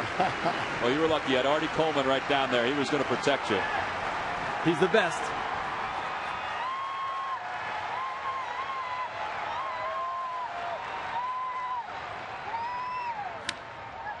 And Howard is going to hit his second one right into that shift at Ugla in shallow right field, and it's a botched play. How about that? And Nick Johnson looked like he just got tied up by a little short hop. Ball's hit hard, but it's right at Dan Uggla in the rover position, if you will. Just a little throw in the dirt, and Nick Johnson just can't come up with it. So just a little lack of focus there on Uggla's part. So the Phillies get another free base runner. Well, the error is most likely going to be charged to Dan Uggla. That would be his 15th of the year. Nick Johnson's been battling hamstring problems, and it looked like, as strange as it sounds, that had a little trouble getting down there with it, didn't he? Lost his balance, it seems. Here's Ibanez, who is 0 for 2 with a walk, and he takes a fastball for strike one. And Meyer just poured it over the outside corner there at 92 miles an hour. Quality pitch.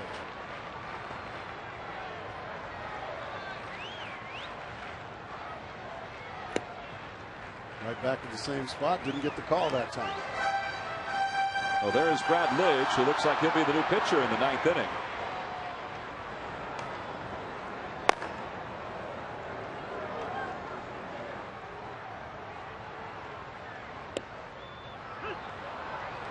On the outside corner, a 93-mile-an-hour fastball, so it's 1-2 to Ibanez.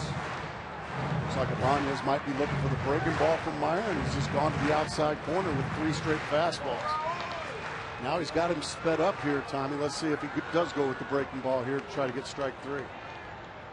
He does, and he hits it the opposite way. Coghlan heading back toward the track, and he reaches over at the last minute to make the grab. And Howard will go back to first, 2 away. Well, it's time now for our Holiday Inn game-changing play. This game-changing play is brought to you by Holiday Inn. Signs of change are everywhere. Anibal Sanchez threw 7 effective innings today for the Marlins. He was terrific. And speaking of pitching, we're going to have ourselves a pitching change. So Dan Meyer's day is done. Brian Sanchez will be the new pitcher for the Marlins when we return.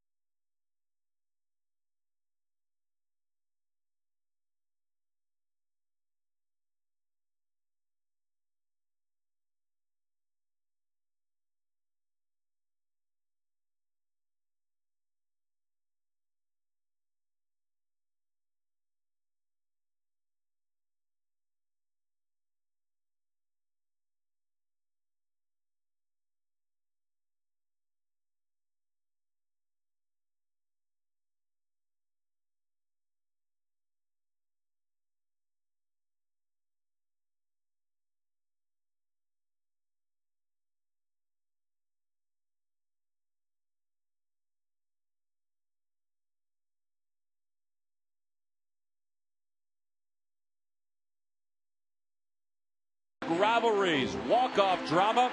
In recent years, the American League Championship Series has provided some of baseball's most memorable moments. What will happen this October? Don't miss the 2009 ALCS, followed by the World Series, beginning October 16th, exclusively here on Fox. Julio Ordonez swinging his way, and the Tigers' way into the World Series against the St. Louis Cardinals. Can they do it again? Well, may not be up to them.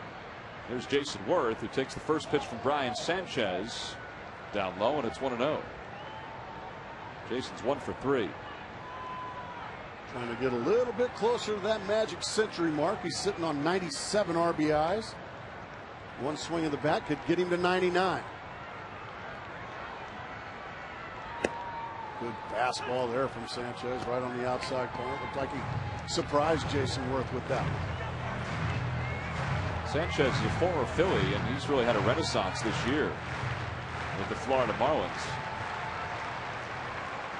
1-1 the count to Jason Worth. And it's outside 2-1.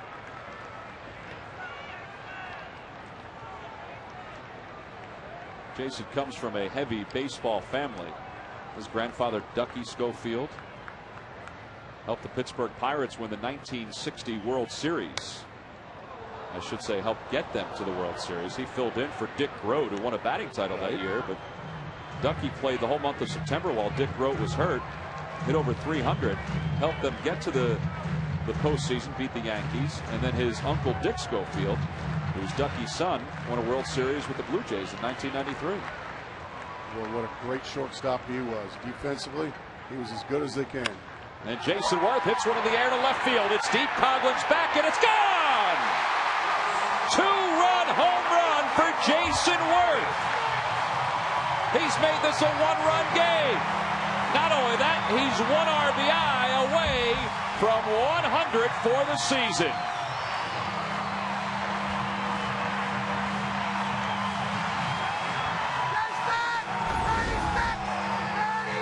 Well, he just gets a breaking ball and gets those long arms extended and into the seats it goes. And we said last inning, Tommy, that if you give a good lineup like these Phillies, that extra out. Ryan Howard was aboard because of an error on the second baseman.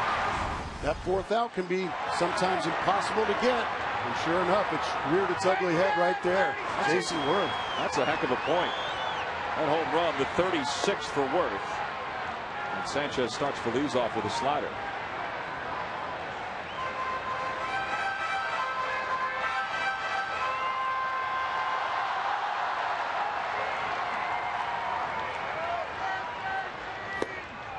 Back-to-back sliders now by Sanchez.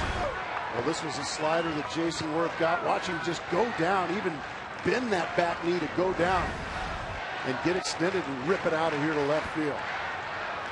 That is a strong young man. 36 home runs. Now all of a sudden there is a lot of noise being made here at Citizens Bank Park. That'll make your manager happy too, won't it? Pedro Feliz toward left center, not deep. Maben galloping in, and he makes the grab, and the inning is over. But the Phillies, well, they pull closer. Two-run home run by Jason Worth. It's a one-run game as we go to the ninth.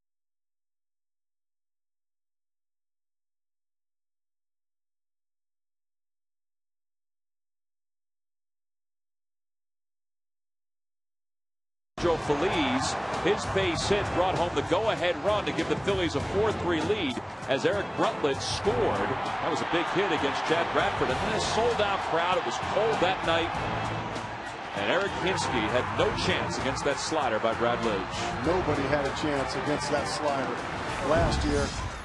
This man was perfect. Perfect in the regular season, perfect in the postseason, 48 for 48. And he delivers a first pitch slider for a strike to Ronnie Paulino to start the 9th inning. And now a fastball.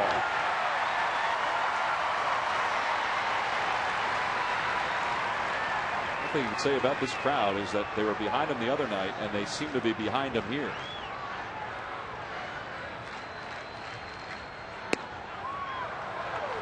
You can see he's still throwing very hard. 95 miles an hour with that one. That was just the showcase fastball off the plate, 0-2. Probably to set up the devastating slider.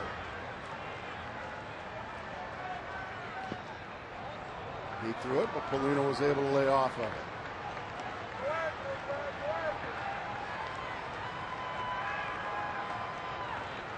So 2-2 the count to Ronnie Paulino, who is 0 for 2 with a walk and a run scored.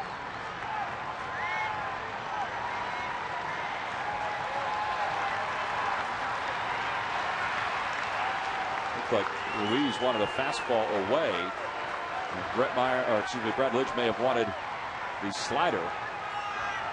He missed badly with the last one. Most of your quality pitchers say, no, I want to throw that slider again. I just want to throw a better one. They go fastball, and he fouls it off.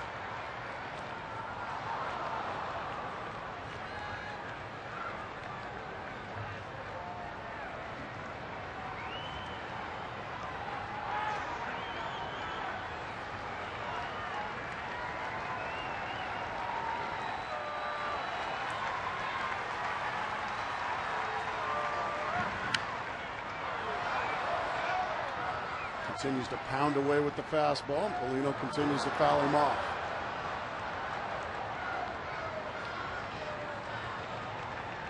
The life of a closer is difficult. I mean, from one year to the next. When you could be what Bradledge was last year, top of the mountain, and then the next year, be toward the middle of that mountain. I mean, there's very few Mariano Rivera's in this game.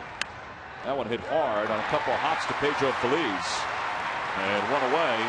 Now for a DirecTV game break. Chris Myers said during our pregame show that it was going to be loud at the Metrodome. Well, it's even louder now as Michael Kadires hit his 31st home run of the season. That came against Dusty Hughes, and it's given the Twins a 1-run lead. They go to the 9th inning, and Joe Nathan is on to try to save it for the Twins. That place can get very loud. And going back to what you were talking about, Tom, about the loneliness and the difficulty of being a closer. As a first baseman, if I had a bad game, my team could still win if I had a bad game. And if I had a good game, my team could still lose the ballgame. 95% of the time, as a closer, if you have a bad game, your team loses. And that's what's the difficult part of being able to have a short memory when you're a closer, because when you struggle, it's going to be a loss most of the time. Well, like Ken Rosenthal said before, that Brad is one of the best guys you'll ever deal with. He is one of the greatest guys in this game. No attitude, personality, and accountable. Very accountable. And he wanted that slider, but he didn't get it.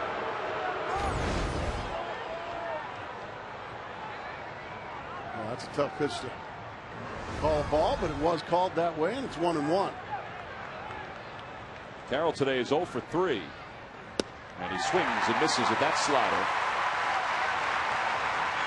Vicious slider right there. These fans are almost behind Bradledge like it's a save situation.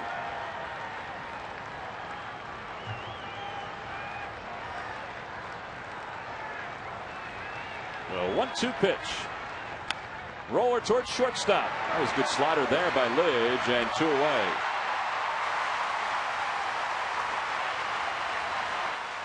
Let's take a look at just how he got Brett Carroll. There's the fastball to speed him up. Now we're going to go with the sliders. I'm throwing 95, so Hitter has to speed up. Look at that beautiful location down and away. Just an easy ground ball to short. So far, he's been impressive here this evening. And with 2 outs, he'll face Ross Gload, a pinch hitter. Gload has 20 pinch hits this year. Overall, hitting .259. In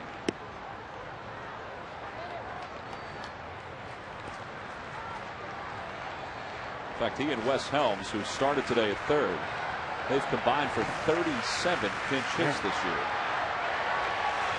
And another good slider. 1 ball and 1 strike to count. And that's what Lidge brings. That slider of his is so good, it's equally effective against right-handers and left-handers.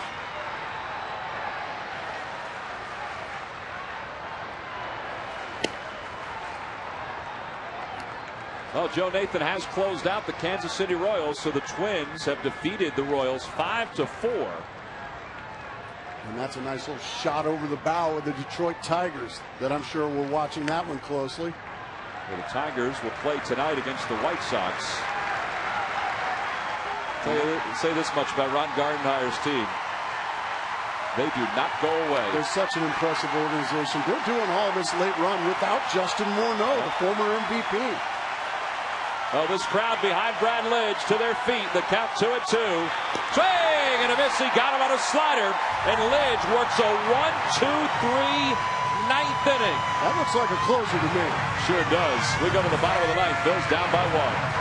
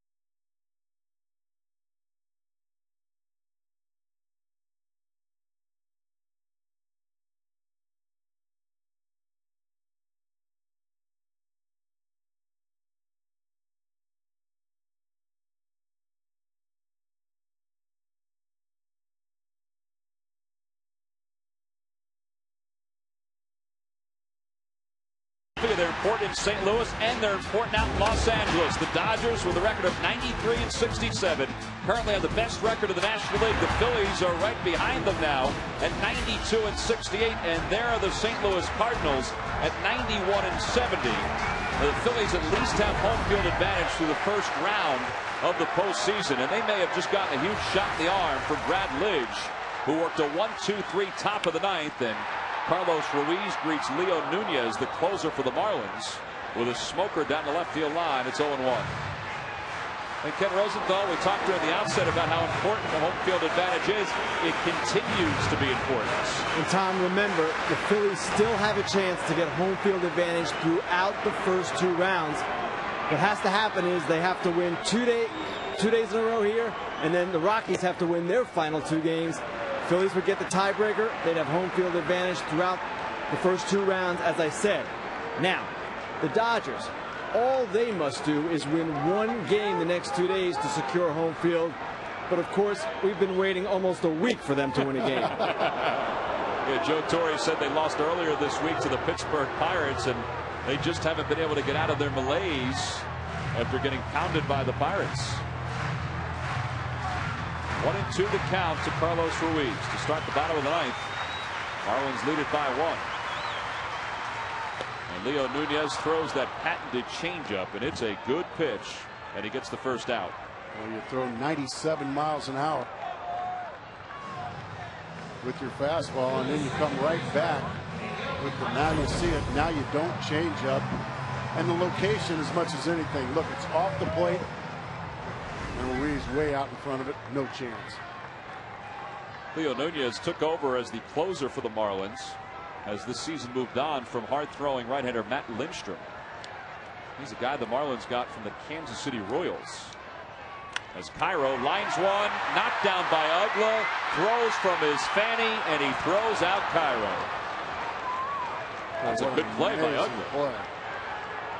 Terrific play there by the former All-Star. I mean, this ball is scalded. Short hop, knocks it down, takes his time. And that's the key. The great John Wooden said, be quick, but don't hurry. Watch the patience once he knocks it down, gather himself, and make a solid throw. Good play. He didn't panic. I think a lot of guys would have just panicked and thrown that ball to the first row of seats. So 2 away.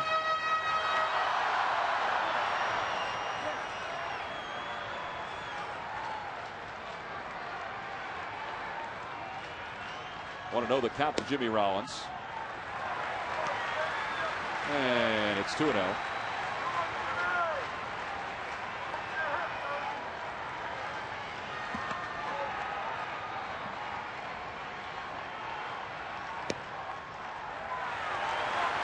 The count to J-Roll. Yeah, pitching very carefully here to Jimmy Rollins. I'd imagine Jimmy Rollins taking all the way. With his great speed, he can turn that into a double quickly. Got the green light. He threw him a fastball at 94. Interesting. Marlins, part of their success this year is because they've been able to close out one-run games. 3-1 the count. Checked his swing, called a strike. That one was right down the middle. Jimmy Rollins trying to buy the call, but C.B. Buckner saying, nothing doing. You're a former MVP, but you're going to have to come back on that one.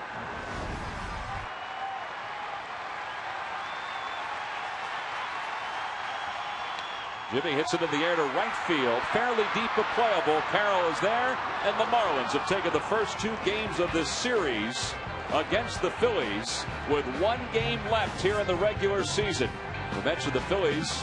They will have home field the first round of the postseason, but they're still looking for home field throughout the postseason. They lose it today by a final score.